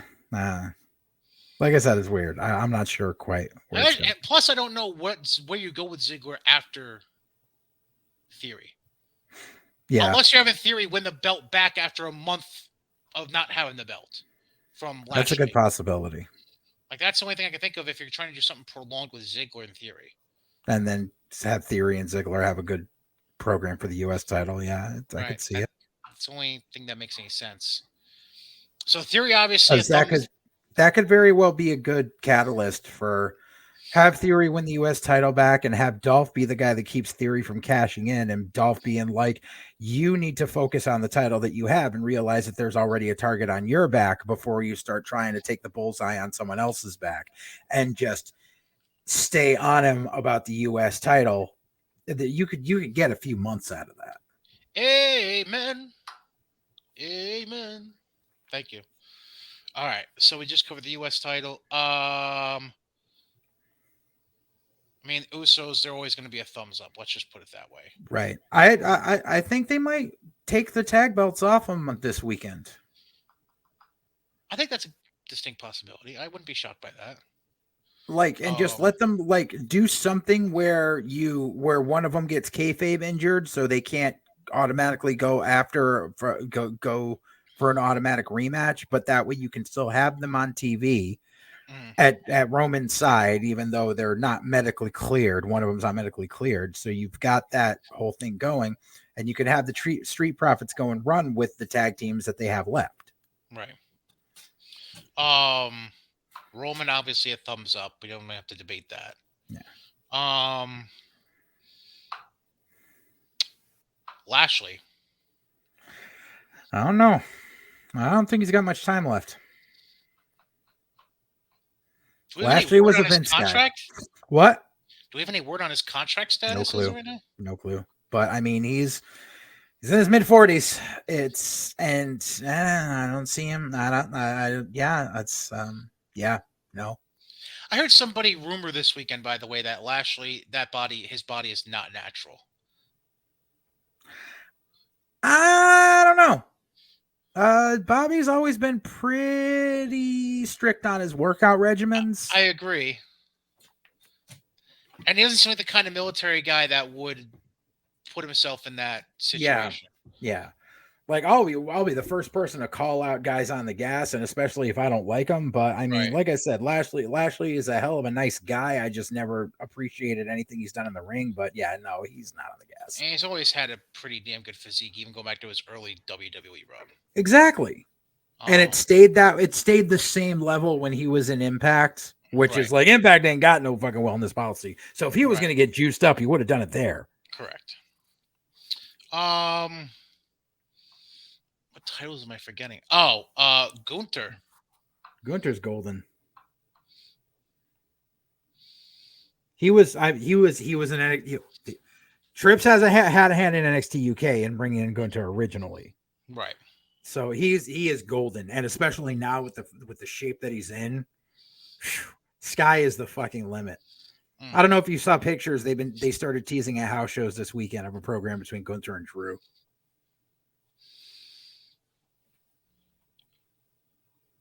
Oh, please don't do Sheamus and Roman. No, I think they're testing the waters. They didn't have matches; they just had face-offs. But I mean, after Clash at the Castle. Oh, yeah, okay. Yeah. So I'm gonna say, please don't have Sheamus win next week, and then God, no. No, people want Drew in that spot. I agree. You don't want an Irish guy in the main event in fucking Wales like that. Yeah, that doesn't fit very well. Speaking of that real quick, and if I think of other talents, I'll do that. SmackDown real quick. So Steph opened the show about Vince's retirement and thanked him. Mm-hmm. Okay. Profits promo, Theory, Usos, Moss all get involved eventually. Mm-hmm. That sets up the main event for the night. Mm-hmm. Gunther helps Kaiser beat Shin one-on-one. Which you could tell that was Bruce Pritchard booking. But then as Kaiser seems happy with himself at the top of the ramp, Gunther says, fuck you, and still chops him as punishment. Right. And let me just cut in on that because this is how I'm pretty sure Bruce was head of creative going into SmackDown, and this is one of the things where afterwards Trips went, that made no fucking sense. He was still kind of creative that night. Right, he was. And then afterward Trips was like, that made no fucking sense because why are you going to have Imperium, who the whole thing is the mat is sacred, and have Gunther help cheat his guy cheat? Just is like, well, he punished him afterwards. No, it doesn't matter. He would have rather had him take the loss and not sullied the fucking mat. Well, I'll give you Bruce's excuse. Well, they're not Imperium anymore. They're just Gunther and Ludwig Kaiser. Imperium doesn't exist anymore. Right. But still, they're still doing the mat is sacred. Like that's still part of the I know. I'm just saying Bruce doesn't listen to his own shit, is what I'm saying. Exactly. And that's the fucking problem. And that's why Trips is like, no, you're fucking done. Like, you're one and done. That's it. Can we just send Bruce back to his ranch in Houston and just have him do podcasts and call it a day? Please. Seriously, that was the only time I actually. Johnny Laurinaitis is already gone. Kevin Dunn's 1 foot out the door. Right. That was like, let me get back to actually like not having an absolute hate for Bruce Pritchard. Like I liked listening to fucking Something to Wrestle. Like just old war stories. Fine. Just live off that for the rest of your fucking days. Right. Live off telling old war stories. Don't try to fucking tell me you know how to do shit now because you fucking don't. Just tell old war stories. No, you're right. You know, that's the prime example. Side note, that's the prime example between like, you know, you listen to podcasts between like you listen to Pritchard, you listen to Cornette, you listen to fucking Bischoff. Bischoff will admit I don't know shit half the time, but from a business standpoint, this is what I would do. Cornette still knows his shit because he's a historian and goes, this is what should happen, and usually has a good point. Pritchard has always been a fucking yes man who has never had any good fucking ideas, who can't say, I know what's going on, and is just good at telling old stories. That's the way it is. That's the way it should be. Yeah, I can't argue. Yeah. Mhm. And we get Ronda and Liv backstage. Okay. Then Corbin attacks McAfee at the announce table. Pat Mhm. chases him into the back for a pull Mhm. apart. And then they come back from break, and McAfee cuts a short promo in the ring on Corbin. Yay. Mhm. Then we have the Viking Raiders beat Jinder and Shanky by countout because Reasons. reasons. New Because Day was God forbid we have the Viking Raiders, especially with their new heel personas, look strong and pin guys. right.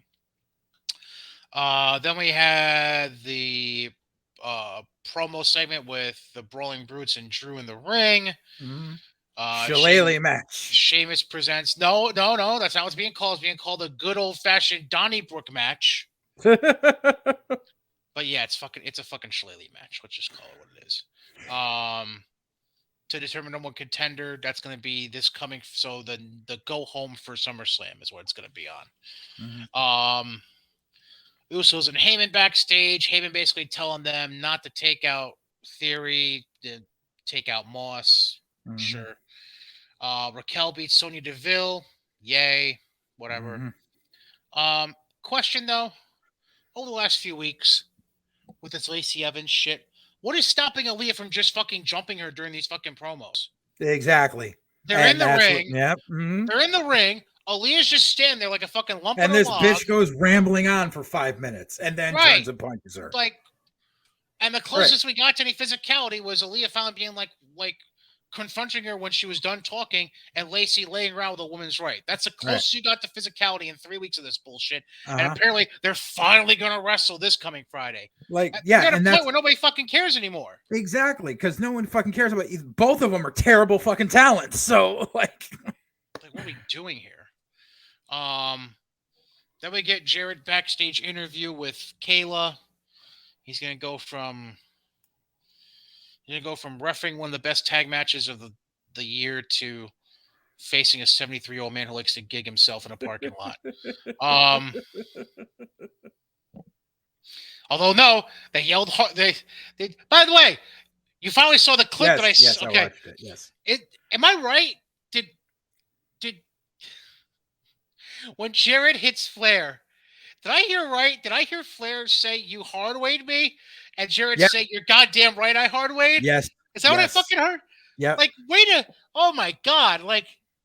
That's not even a phrasing that the fucking IWC uses. Way to completely fuck kayfabe in the ass right there. But whatever. Jesus. Like, I thought I heard that, and then I had to watch it a second time and a third time just to make sure. Mm-hmm. Fucking dicks. God damn. It's all right. They're going to open up their own company. It's called Gore Wrestling. And the world champion's going to be Rhino. Gore! Gore! Gore! No. It was the fucking end of kayfabe. Oh, true. Then we get, like I mentioned earlier, Sophia Cromwell from NXT debuted as Maxine Dupree, Max's sister, and they teased the Beachwear collection thingamabobber being this coming week now instead of it was supposed to be this past Friday. Yeah. Apparently, LA Knight, whatever you want to fucking call him, he didn't like the direction they were going to go with the whole Triple M thing. Yeah. Just I don't know, just some weird backstage shit going on. He was doing with it what he could. He was obviously just reading what he wrote and trying to get it over. But I mean, being told not to sound like LA Knight is long and short of it. Right, exactly. But the whole thing is like, and this is where, like, because I'm not the biggest fan of Eli Drake, but Eli Drake only knows how to sound like Eli Drake. He doesn't know how to do anything else. You're not going to change the tenor of his voice. Right. But the whole thing is this gimmick, especially like the moment they had Sophia Cromwell come in, even though she is green as a leprechaun's dick, you put her with it. The entire gimmick makes more sense when it's a chick standing there with these two guys. You're right. Like, I'm sorry, but if you have a guy introducing his modeling agency, you think that it's going to be women. But if you have a girl doing it, and obviously standing by my two beautiful specimens of manhood, it just fucking works better. And if you were going to do a guy, I think it would have made more sense for Robert Stone than LA Knight, but whatever. That too. Any hooser. We'll see what the to this, whether Max Dupree is completely gone and they just have LA Knight show up on SmackDown out of nowhere, Or if, I mean, who knows? Maybe they gave Eli Drake a fucking offer like they gave Bobby Roode. True. Or actually, no, that wouldn't make any sense. Never mind. I'm gonna shut up. Okay. I was gonna say twist it around and have LA Knight just get repackaged as one of the models, but that doesn't make fucking sense. Nah. Then we end the show with Moss and the Profits winning by DQ over Theory and Usos when Theory attacks Moss with the briefcase for the second week in a row. Mm-hmm. And then, hey, what do you know? Guess who fucking shows up to end the show? Oh, fucking Alvarez. Brock's not at the show. Brock walked out of SmackDown. Brock refuses to work with anyone but Vince. Right. Fuck off. And then all of a sudden, the IWC has a fucking shit fit. I couldn't help myself. I had to put this on here. Oh, my God. I personally like the one on the very bottom left corner. Oh, yeah. The Jabba the Hutt one. Yeah, that's my favorite. That's my favorite. Dude, I'm telling you, like, I was just sitting there Friday, like, at 7:30 going, either way, I win in this matter. Because either Brock's going to show up and prove out everyone, like, the Observer wrong once again and prove that they're full of shit, or Brock's not going to show up and everything that I've been talking about how much of a cunt Brock is for the past 10 years actually comes to fruition. So I win either way. Yep. All right, real quick, SummerSlam. The card hasn't changed since we discussed it back on Thursday. Yeah. Honestly, I don't see it changing. They might add something. Yeah, I think there's only two.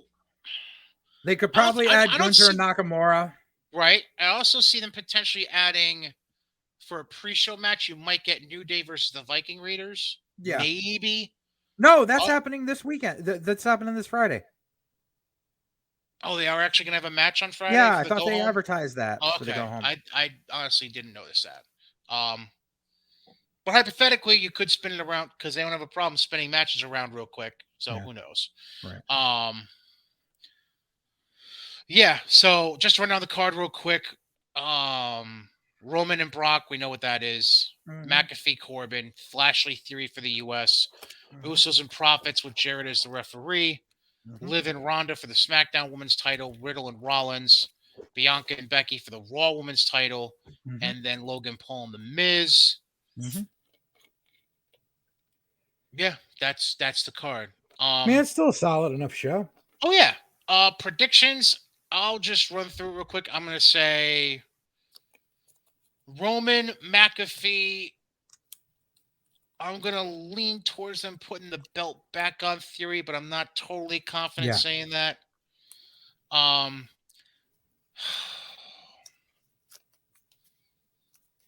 can't make a choice in this tag title match. I was going to say Usos up until recently, and I just think they might, like, because the Usos don't need the titles to stay over. Like, they obviously already unified everything, so that's fine. So now we go ahead with unified titles. So that means it's fine. The Street Profits can fucking win them. All right. Yeah, you convinced me. I'll go with the Profits. I just, based on everything I've heard from the live events, I don't think they take it off Liv. I think they just say, fuck it, let's run with it. I know it's Ronda, but if they do, it's going to be some dirty fucking finish. It's going to be like Bailey shows up and gets Ronda counted out. Yeah. Or Becky. Bailey or Becky. Something that sets up Ronda for something else going forward, basically. Yes. I think Riddle wins over Seth. I'll take Bianca to retain, and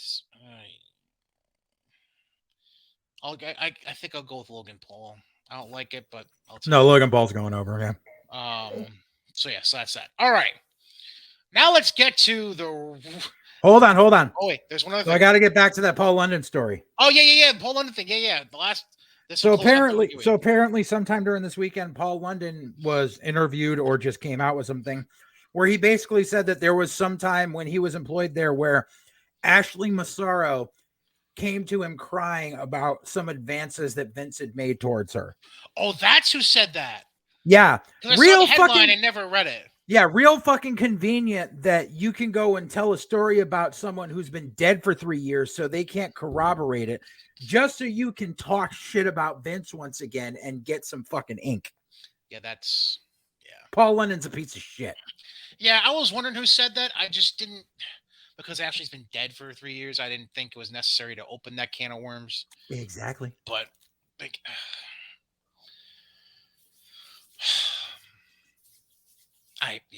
fucking Jesus Christ. If anyone else had said it,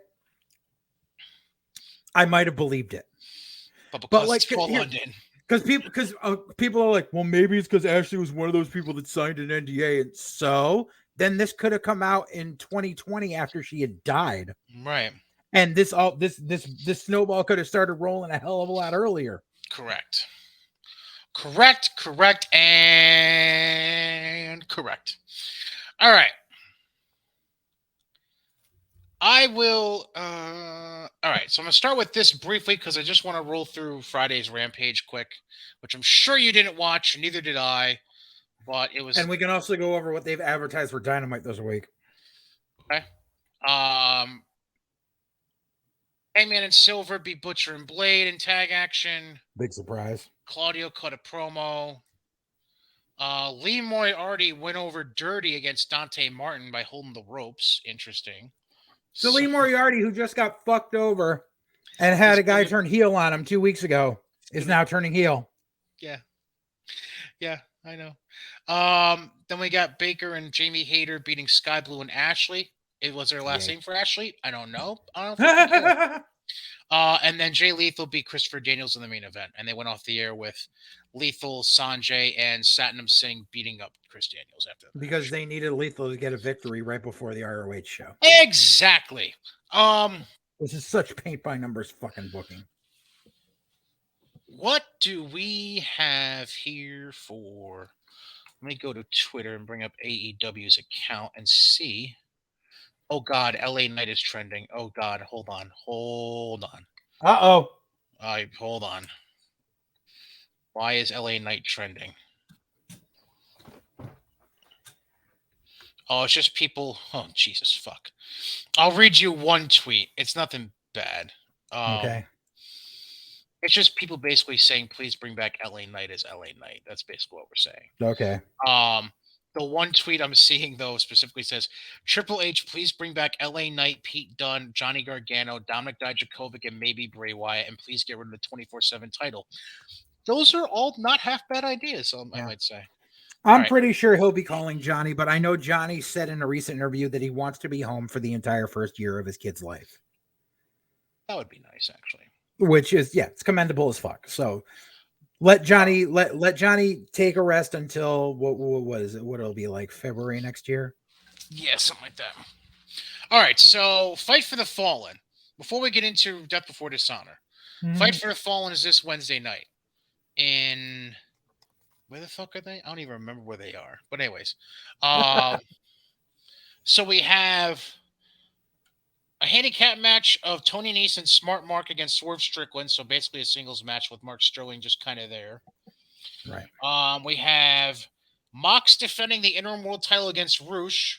For no reason, with no build, other than Roosh is 10-0 in AEW. So let's just kill that momentum. Yeah, because fuck it. We have rankings, but we're never going to pay attention to them. I was going to say, I'm sure Roosh is number one in the rankings, too. Miyu Yamashita comes to the States to get her match against the Women's World Champion Thunder Rosa for the belt. In the third of three quote-unquote title matches, Danhausen gets a shot at Ricky Starks for the FTW title. So they can have Hook turn on Danhausen. I was going to say, I was waiting to see if you would drop anything in there, and that's actually not a half bad idea. But then we get to the real fuck fest of this. So this brings me to San Diego Comic-Con this weekend. Yep. Before we get into the announcement made, let's start with this. So we're just going to go ahead and have Brody King and Darby Allin just ruin every fucking thing at this point now that we're doing. Did you see what they did? No, I didn't. The only thing I knew about San Diego Comic-Con about AEW was Danielson. Was Danielson. That was it. Right. We'll come back to Danielson. So Darby Allin was part of the AEW panel.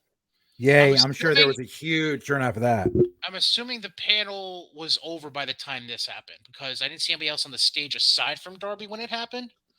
But the crowd was still there, so Darby's there, just standing there. Fucking Brody King and Malachi Black come out onto the stage, and Brody King chokes out Darby again. And then they lay him on the fucking table. They sit down in front of microphones. They don't take any questions. They both said something random I couldn't decipher because the video isn't that great that I saw. And it was like a quick 1 or 2 sentence blurb they both said. And then they got up and walked away and left Darby laying across the table. That's fucking ridiculous. Like WWE, the only time WWE has ever run an angle at San Diego Comic-Con was after Punk had won the title in Chicago, and he just showed up in the crowd during the Q&A holding up the belt, but that was it. Right. WWE is smart enough to not run a fucking angle during a fucking Q&A. That is hokey below Carney shit. Because people are expecting it. Now, another thing WWE has been known for at San Diego Comic-Con is typically you get these wrestlers telling some interesting stories you might not have otherwise heard. Mm-hmm. Like I think that's where Punk and Kofi once told the story about when they got pulled over and they automatically like the cops automatically assumed Kofi had weed in the car. So they cleared up the trunk and they lost all their protein powder and shit. Mm-hmm. That if you haven't seen the video, go look it up on YouTube. It's not that hard to find. It's actually a pretty funny story, and they both tell it pretty well. Yeah. Like I think there was, and there's been sometimes like I think there was an AJ Lee thing with a fan at like. There's been some cool shit that's come out of it. With AEW, we have Bryan Danielson using it as his way to announce he's medically cleared to return and he's going to face Daniel Garcia and Fight for the Fallen. For no reason. Because let's announce it to tens of people instead of thousands of people. Right. Let's not announce it on TV. Right. No. And that is one of the main fucking oh God. I can't believe I have to say this. But we've had to cover this. I don't know if I've covered it here, but I've covered it on the past on the old show. This is indie promoter bullshit. This is indie promoters thinking that social media gets more eyes than television.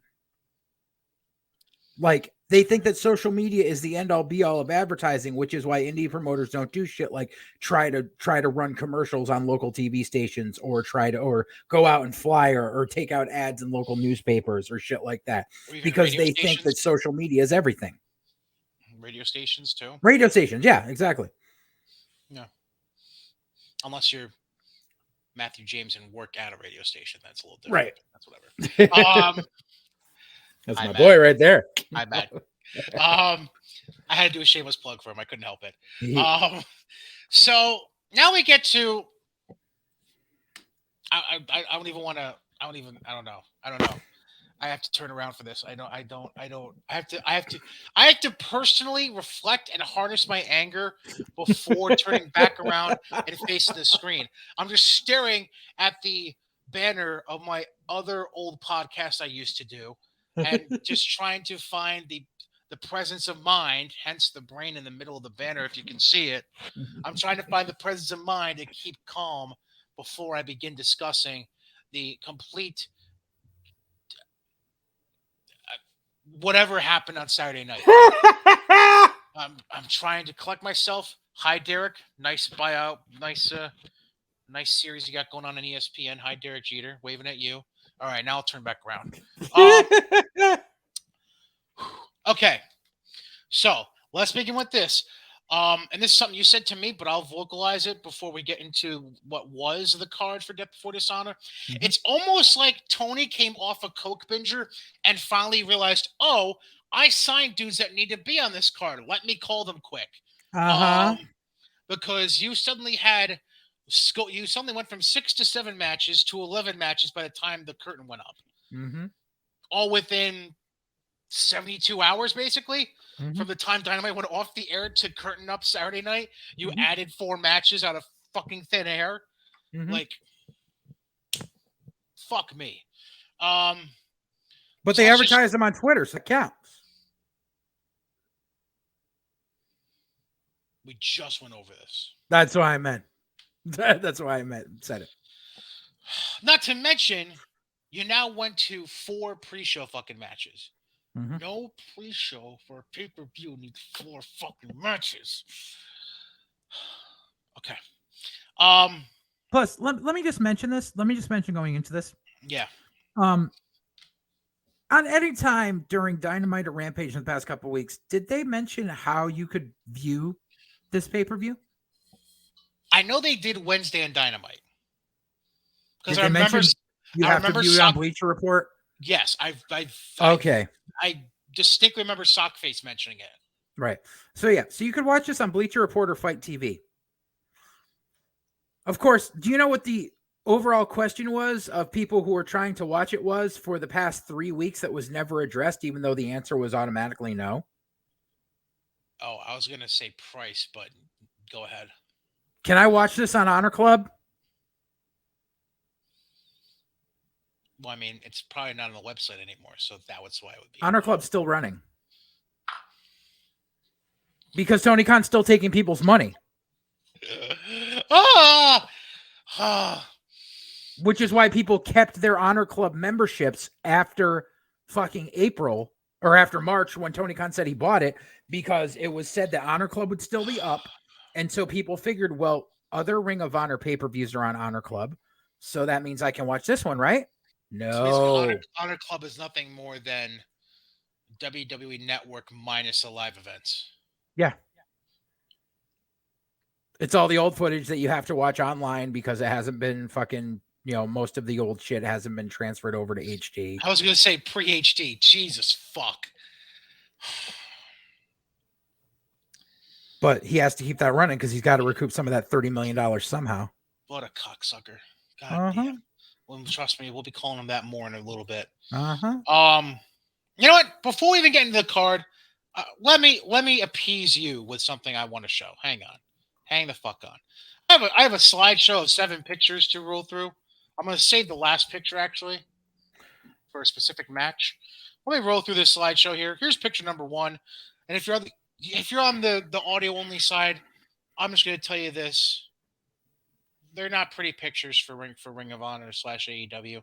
Here's picture 1. Now, mind you, some of these pictures, because there's some pictures that have been circulating the internet, but this picture and a couple others were actually shared from a friend of mine.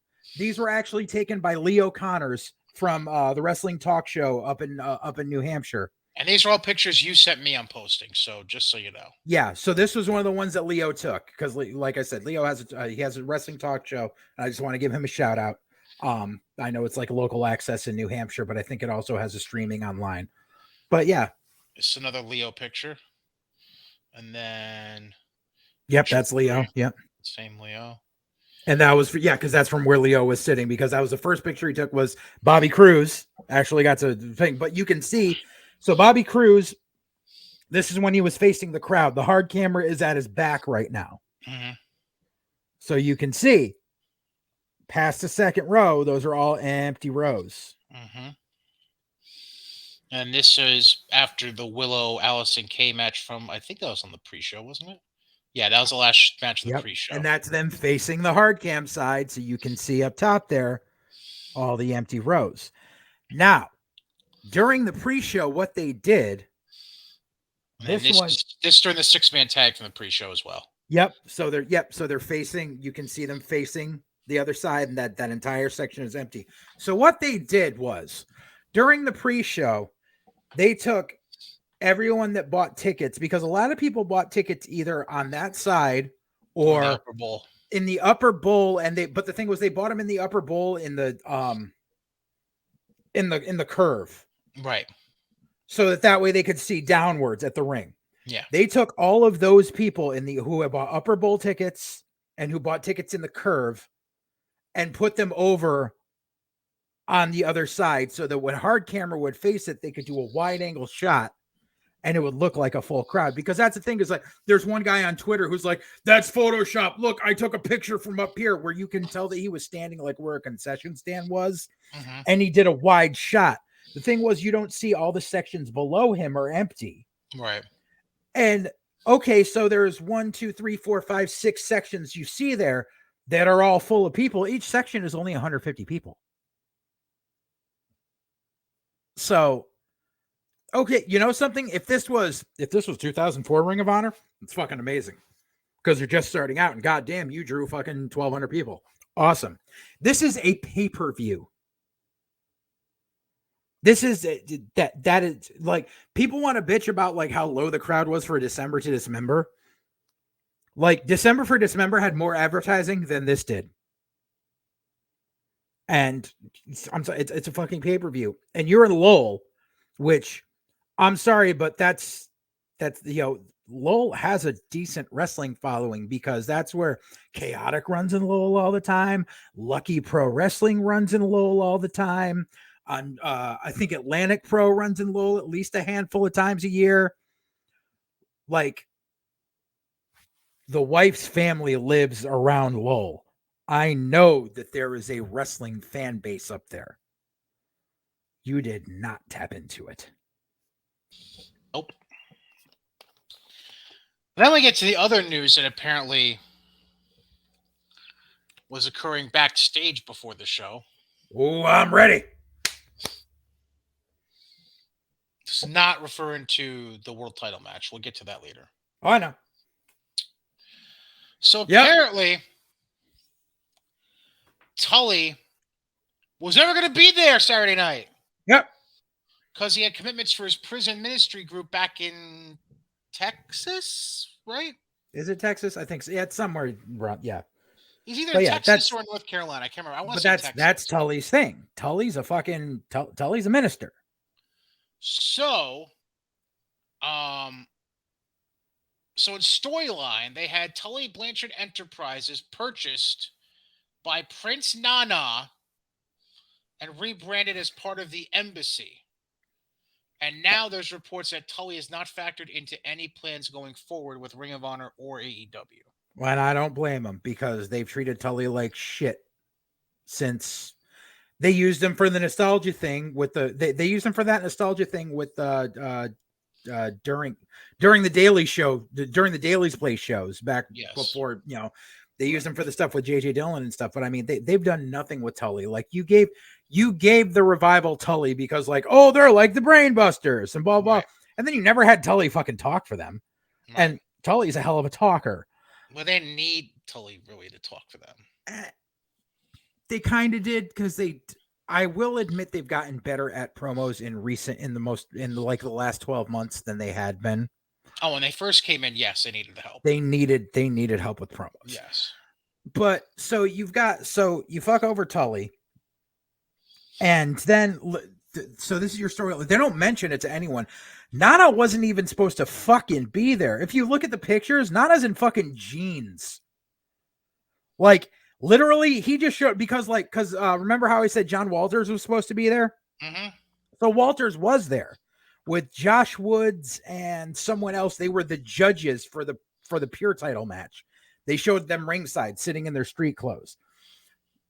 Nana was just supposed to be hanging out there, and they were like, fuck. And they were lucky that he had like one of the headpieces in his car, basically. But yeah, you look at Nana, he's wearing jeans and a polo shirt. Like, he wasn't supposed to be there. Oh boy. Well, let's get into the card, shall we? So pre-show real quick. Your 4 pre-show matches. You open with Colt Cabana beating Anthony Henry in 10 minutes. Because we need to have fucking Colt Cabana appear. Now, oh, by the way, people were bitching. Well, not people, but there was at least one tweet I saw. Bitching about J.D. Drake not being allowed to make good on an indie date this weekend because of being needed for Death Before Dishonor last minute. To which I say, I get the angle, but don't you think he'd rather prefer the payday for that show over the indie show? Depends on how much he was supposed to make for that indie. Like, JD basically got paid to stand there and look manly. True. And do nothing. Less bumps, more money. But okay, yeah, that's fair enough. Second pre-show match, we had Davari and Slim J. Who the fuck is Slim J? That's the guy that they stuck with Arya Davari and Parker Boudreaux. Oh, well, they beat the Shinobi Shadow Squad, Cheeseburger and Eli Isom, 5.5 minutes. Then this is where they announced the whole Tully Blanchard embassy thing. Yeah.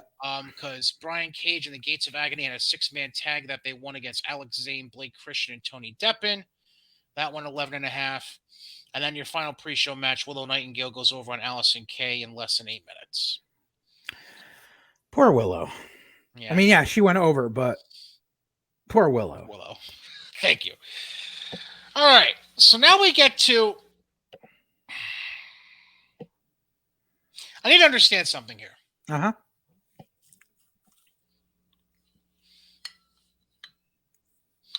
I'm all cool with wanting to start the show hot. This is not starting the show hot. This is getting something out of the way.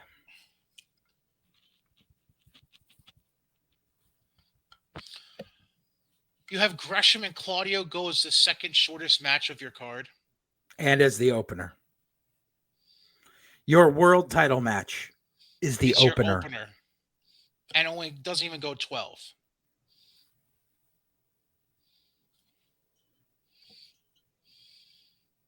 You could have had Claudio and Gresham go a half hour, no problem. Yep. And people would have said that it was match of the year. But instead, we're sucking FTR's dicks and giving them and the Briscoes 45 at the end. So it's fine that they made that the main event. I can understand because that's what they put all their eggs in the basket for. And there's 45? Been ROH. What? 45? No, I'm not saying with the time. I'm just saying with its spot on the card. Because that's where they put all their eggs in that basket. Plus, I've seen ROH being a double main event, but I've seen ROH shows where the heavyweight title wasn't the main event and the tag title was. So I'm just saying, and that's fine. Right. I'm more concerned. Problem is, how do you not have it as a double main event where the world title is somewhere in that part of the card? Exactly. And listen, it's a time-honored tradition for me for some reason that when one of the big four for WWE comes up, I start binging on their older versions of that pay-per-view. Yeah. So I've been binging on old SummerSlams the last few weeks, which brings me to, you could have pulled off a 5-star 2 out of 3 falls match without having to go 45 fucking minutes. Oh, yeah. And the reason I bring this up is I just watched the 2 out of 3 falls from SummerSlam 1990 with the Hart Foundation and Demolition. Yep. There's a way to fucking pull it off in less than 45 minutes without almost killing yourself going off the top rope into a table ringside. But that's we'll save that. Jumping into it. Essentially. Anyone who thinks that spot was good is just fucking dumb. Now with Gresham, so teaser, Gresham loses. Because we already knew that because of the dark taping that took place earlier this week. So Gresham drops the Ring of Honor World title to Claudio. Apparently doesn't come out with his octopus mask on. I believe he also didn't come out with his foundation flag, if I remember correctly. He didn't come out with anything. No, he just came out in just his ring gear with the belt. And here's the thing. They just announced during the pre-show that Tully Blanchard Enterprises is now the embassy. They didn't have Prince Nana come out with him. Nana was out there, I thought. No. He wasn't out there with Gresham? No. Oh, okay. Gresham just came out by himself, and everyone in attendance said you could tell the moment he walked out that there was something up because of the look on his face. Yeah. And so do we want to delve into all the details of this now, or let's get through the card and then go back to this? Do we want to address this quick? I was going to cover that when we went into the details. All right, so let's go into the details. Okay, Sean Spears can go fuck himself. So I'm going to tee it off by saying this. You're seeing us on the YouTube side. Sean Spears tweeted out not too long after the pay-per-view went off the air, quote, "Remember, kiddies, attitude and professionalism go a very long way." Because he really knows something about that, but whatever. Because he didn't talk shit about WWE when he was released or anything. And also, I just want to mention this picture.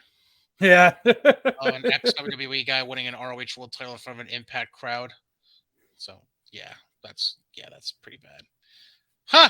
Is that somebody with a fucking poster with Cody's American Nightmare tattoo symbol on the fucking... Yes, it is. Oh, I want to know that troll and hug him. Sorry. Right? But go ahead. What do you want to bring up about this whole Gresham thing? So, number one, because of course everybody with a keyboard has their fucking thoughts on this and they're all wrong.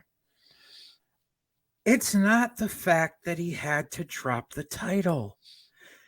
Gresham doesn't care about that. Gresham has dropped that fucking title before.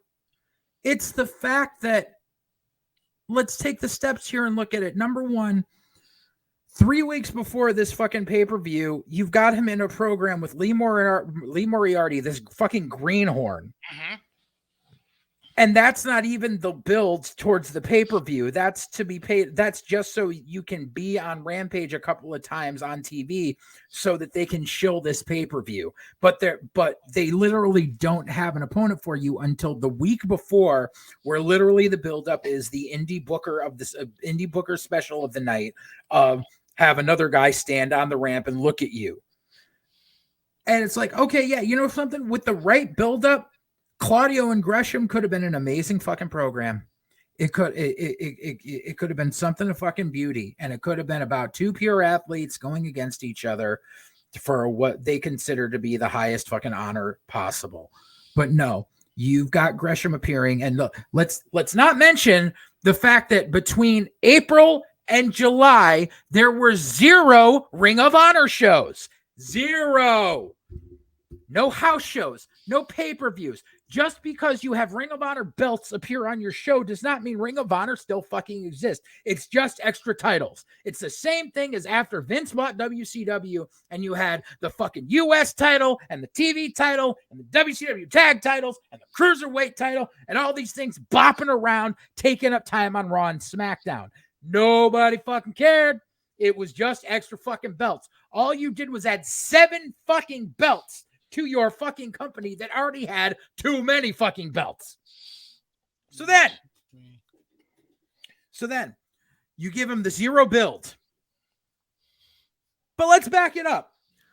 Since he bought Ring of Honor, how many times has Gresham appeared on AEW TV? Because it's supposed Jonathan Gresham is all elite because of Ring of Honor. You had him randomly defend it against Dalton Castle at Battle of the Belts, which number 1 was pre-taped, and number 2 had 0 build and was just there because you have a show called Battle of the Belts, so you need belts to be defended on it. And God forbid you have your champion on it because you just had your champion defended on fucking Rampage instead that week. And then you don't see Gresham again. The YouTube, once again, the YouTube, to make sure it's the YouTube show doesn't count. YouTube show doesn't count. So anything that happens with YouTube, no, to take it off the fucking table. So you've got a guy who's supposed to be the champion of your quote unquote developmental brand that you're going to be making, never on TV. But what does this guy do? This guy still carries the banner of this dead fucking company everywhere he goes. He goes over the fucking pond and wins the fucking Defy championship just so you can get a picture of him holding up both fucking belts together to say, look, what? Progress, not Defy. Progress, not Defy. Sorry, yeah. It's because Defy's, but yeah. So yeah. Wrong way. Yeah. Wrong way. Yeah. It's the Atlantic belt though, so it could be either way. Exactly. It's every ocean is the Atlantic. So fucking. So you've got him holding up these belts, trying to say that this still matters. In the meantime, you've got him on the hook, so he doesn't know when he can run Terminus shows because he doesn't know when he's going to be on call. To fucking do this, but he runs a Terminus show, brings in AEW people to fucking be on that to bolster your fucking product. Yep. Well, he's just trying to get his fucking off the ground. And the whole thing was because Terminus was basically supposed to be like ROH's feeder program for when ROH made its return before Sinclair sold it. And I guarantee Tony Khan gave him a line of bullshit about, we'll still have that plan in place. And that way, Terminus can be like the evolve to NXT. Terminus can be to ROH what Evolve was to NXT. Gotcha. Exactly. Which would have been, advantageous for everyone. So he get him fucked on that. Then on top of it, now mind you, remember I went to the Impact pay-per-view in Poughkeepsie back a couple months ago. What happened on that show? He was booked to defend the belt, and then I pulled into the fucking parking garage, and there's Gresham leaving because he got told an hour before fucking bell time that he wasn't allowed to work the show. like was a concussion protocol they claimed, I think it was. Yeah, they claimed concussion protocol, but he was cleared because the concussion was from weeks prior. Mm-hmm. They didn't even say concussion protocol. They just yanked him because Gresham was there ready to fucking go, which means he was medically cleared. If he wasn't medically cleared, he wouldn't have fucking been there. Mm-hmm. But he got told an hour before not 2 hours before bell time, an hour before doors, you're not on the fucking show anymore, and had to fucking leave. And that's hi, eyewitness saw Jonathan Gresham in the fucking parking garage walking back to his car pissed off. So guess what? Tony Khan fucked him out of. I don't care if it was a payday, but it was definitely exposure. It was a fucking pay-per-view. It was a way to keep the Ring of Honor fucking name alive, because obviously you have no problem bringing in Impact guys to work your Ring of Honor show because you brought the fucking Righteous in. Go ahead. Real quick, do you think that was really a Ring of Honor call? Because it was an Impact show. It wasn't a Ring of Honor show. It was Tony Khan's call.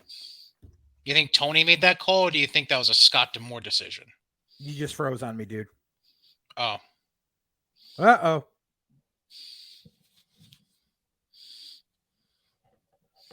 There you are. Sorry, you froze. Please repeat. I was saying, do you really think that was a Tony decision, or do you think that was a Scott D'Amore decision?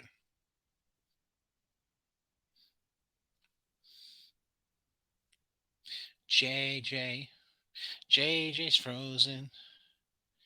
JJ, what you doing?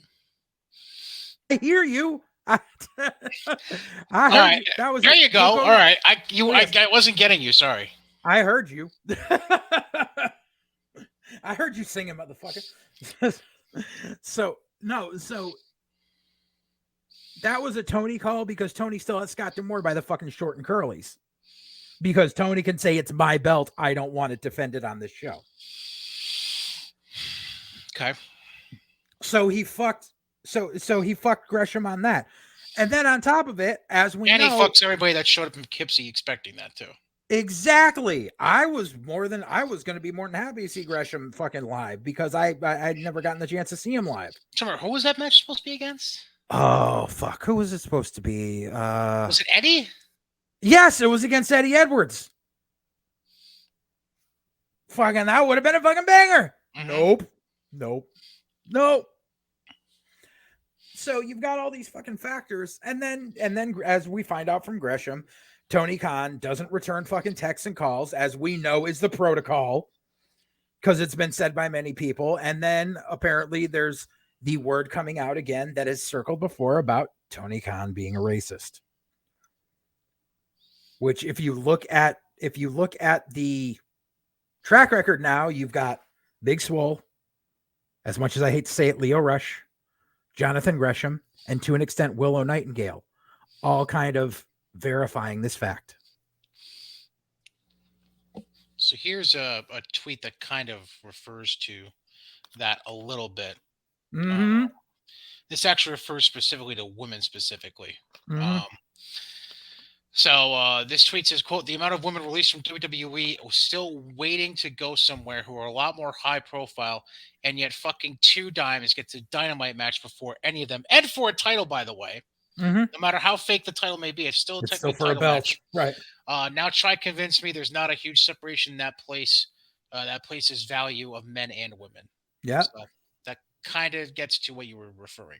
Exactly. So this, so guess what? If I was Jonathan Gresham, and I mean, granted, I would have done this for free, but yeah, if I was Jonathan Gresham, I would have cussed Tony Khan the fuck out too, because I guarantee Gresham was like, Gresham walked into there knowing he was dropping the title. It was that was obvious from him not showing up on Dark with the title, and that's fine. I'm sure Gresham and Claudio have a great fucking rapport, and I'm sure, and that's completely fine. But when he walks in there and gets told you're the opening fucking match and you get 10 minutes, That's the last fucking straw. I'm sorry. As a fucking worker, I will tell you that is the last fucking straw. And you know something? The fact that Gresham still went out there, still works professionally, still did the job, and didn't act like Austin Aries 10 seconds after he got pinned shows his level of professionalism. And shows how much he respects Claudio. Exactly. And shows how much he respects the fucking business, because Gresham could have just said right there, he could have cussed him out and said, you know something? Fuck you. You don't have a title match, and walked out. But no, he didn't. He still went out and worked the fucking match. You're right. And so everyone's saying that Gresham is a fucking diva. Go fuck yourself. Agreed. And then we get our second title change of the night afterwards. Dalton and the boys defeating the Righteous to become the new 6-man tag champs. Because reasons. Because Vinny is under contract to Impact. Probably. That's the only reason I can think of. Bateman and Dutch ain't got fucking shit. They've been working fucking Control Your Narrative. Yeah. Then Wheeler Yuta successfully defends the pure title against Daniel Garcia. By the way, Dalton, the 6-man tag match was the only match that went less time than it went under 10. Wheeler Yuta defends against Garcia and wins. That match goes about 16. But Garcia only lost by a roll-up, so they're going to continue this program. Right, because you really needed Garcia to interrupt the media scrum, quote unquote. Yeah, dude. The second I saw that video, where do they hold that media scrum? In a fucking broom closet? Kind of looked like it, didn't it? Like when you hold a media scrum or a press conference, you're in a banquet hall, or at least a conference room. Yeah. That place was like the size of my living room. It was pretty fucking small. Then we had the only non-title match on the main card, which was fucking talk about booking from your ass. Roosh defeats Dragon Lee in 16 minutes. Brother versus brother. Including Dragon Lee fucking spearing Roosh through a table on a fucking suicide dive. Did you see that? That was the table spot I was thinking of. Yeah. Yeah. And then Roosh suplex Dragon Lee off the apron onto the concrete as well. Just go out there and kill yourselves for fucking 1,200 people for Tony Khan. All right. Then we get back to the title matches. Mercedes retains over Serena Deeb. That was actually, holy shit. Aside from the main event, that was the longest match on the card. I mean, rightfully so. Mercedes deserves it. Mercedes is a New England girl. Went 17-20. Then Joe beats Lethal by tap out in 12 minutes. Good. That match, besides the tag title match, that was the match with the longest build up, because that's literally been going since the last ROH show. Do nothing. That's been going since WrestleMania weekend? Yes. Remember, that was when Lethal turned on Gresham, and then Joe came out to save Lethal. Right. And then they had Joe win the fucking. Wasn't Mania Weekend Joe's return to Ring of Yeah, Honor? and then they had Joe win the ROH TV title on Dynamite like the following week. Right. You're right. I'm sorry. Yeah. Right. I forgot about that. Yep. Then your main event, FTR retains over the Briscoes, 2 out of 3 falls for the World Tag Titles. That goes, like I mentioned earlier, almost 45. Which yippity fuck match of the year? I don't care. It's because the Briscoes are never going to be seen on fucking Warner Discovery Television, and we know this. So the whole they have a long-term contract is all bullshit. Right. And it's just probably all that's doing is keeping them off of Impact. Yeah, and it's going to keep them staying home and working GCW shows. Like, good on them if they're going to get paid for it. But this empty promise from Tony Khan of I'm going to build this fucking division around you and shit, because that's the whole thing going back to, and I know we covered this the week that Tony Khan bought Ring of Honor, but they're saying that Ring of Honor is going to be the NXT of AEW. So why the fuck are you going to have 20-year veterans there covering your shit? Like, look at all your fucking champions, with the exception of Wheeler Yuta. All your fucking champions are people that have been in the business for fucking ever.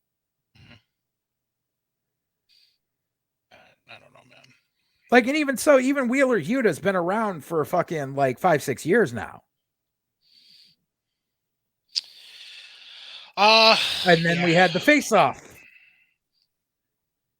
Oh, right. So they go off the air by having Claudio, William Regal, and Wheeler Yuta come out to the top of the stage.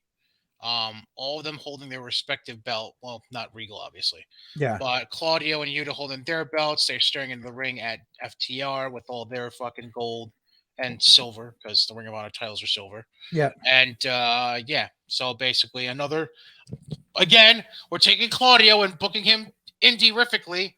Well, plus we don't know if that was a we're challenging you or if that's a cheers, boys. We're not sure what that quite is. Right, yet. right. Because Riccaboni was questioning if that was a champion's challenge or not. Right. As they went off the But I mean, at the same time, it's like, oh, yo, and here we go. So going back to the opening match, every fucking neckbeard, and I said this last week. I fucking said it last week. And so every fucking neckbeard can be like, Tony Khan did what Vince would never do. He put a world title on Claudio. It's not a world title. It's a fucking indie belt of an indie that doesn't run. Yeah. The FTW belt holds more clout than the Ring of Honor title right now. Yeah. Dude, I'm sorry, but my company's championship has been defended more often. Well, not more often, but has just as much clout as the fucking Ring of Honor title right now. Like, we're not running, but we're still an active company.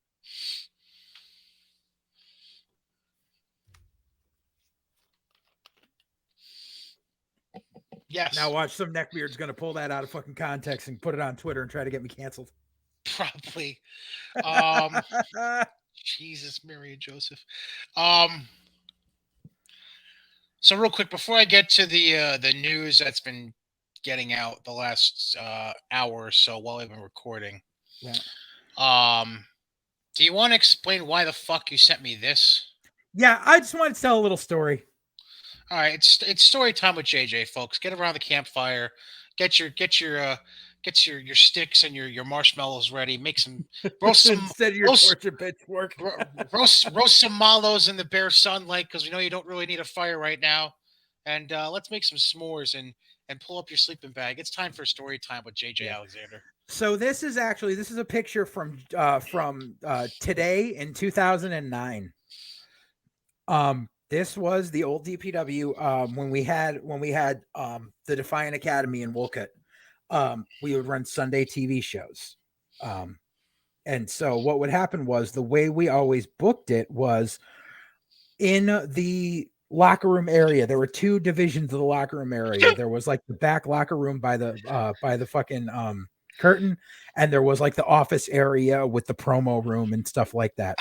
Sorry, so I'm laughing because I'm reading ahead. Sorry. Exactly. So in the office area, we had one wall that Mike Milano painted with whiteboard paint. So that way, that's where the card would be. So that way, we could just take dry erase board markers and write on the wall, and we had the company logo above it, and so that's way people could just look at the wall. And there's the thing, and that's like how I've talked about how we would literally book the first half of the show, and then during intermission, we would book the second half of the show with whoever was there. God, and that's such a great idea. Yeah. The whiteboard wall thing. That's such there was a whiteboard wall there. Idea. And in the office, we painted 3 of the walls green with green screen paint. God, that's so fucking We were ahead of our time, baby. But so this was Nocturne getting a hold of a marker and deciding to write the card on the board for that in very loose quotes, writing the card.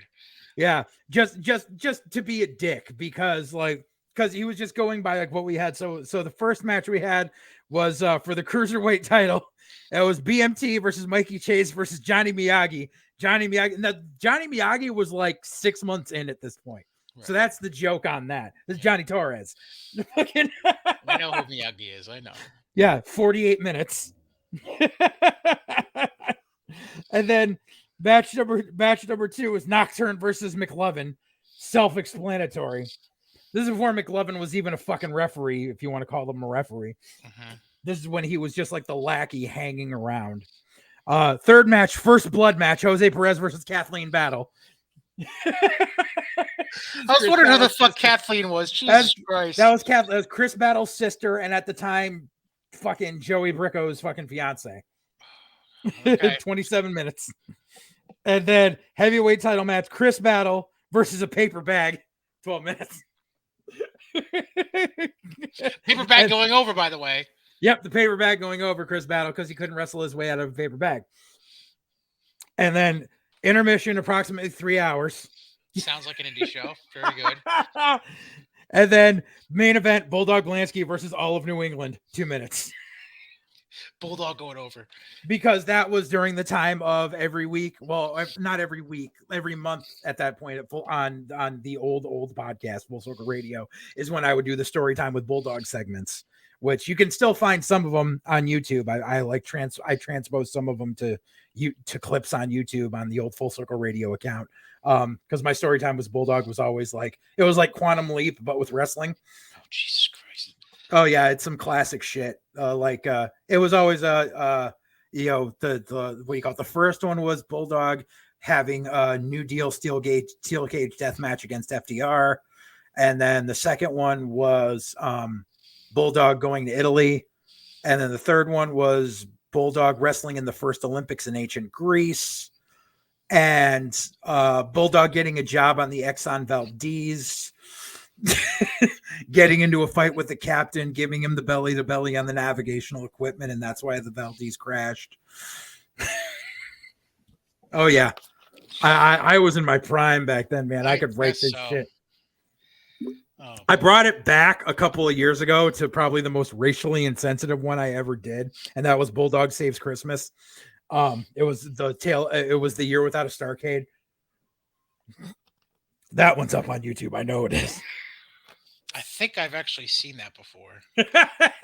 For some reason, Year Without a Starcade is ringing a bell with me right now. Anyways. The Bromizer and the Heat Stealer.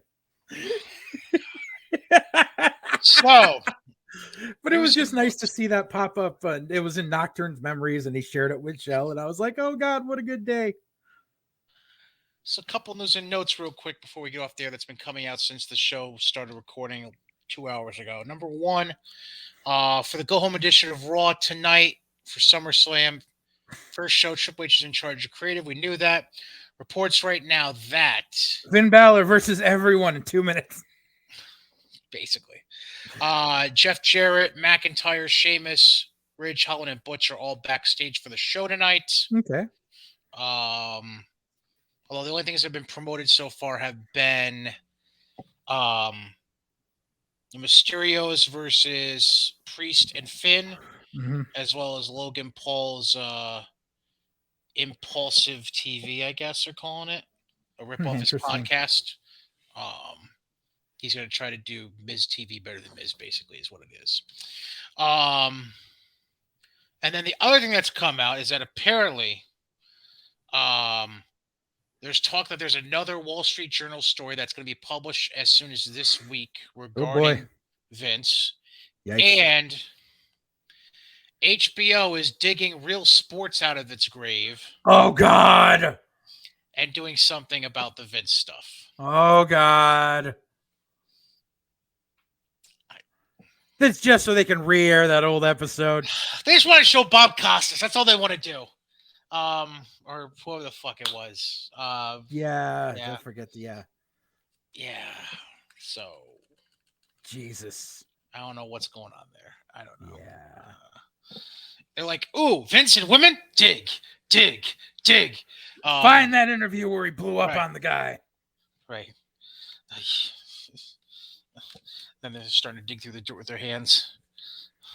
Oh, God. I can just imagine Tony Khan having his fingers in that. I could see Tony Khan incessantly emailing someone at Warner Discovery going, now's the time to really stick it to him. You should air this again, blah, blah, blah, blah, blah, because Warner Discovery owns HBO. No. God, no. Because he's that petty of a fucking man-child. I just hope TK isn't part of it. That's all I hope for. Oh, God. Oh, Jesus. You're welcome. Yeah. TK should be shitting in his pants right now. Like, dude, you want to sit there and go, you toppled the king, except now you've got the guy who was the savior of the fucking indie marks running everything. You are fucked.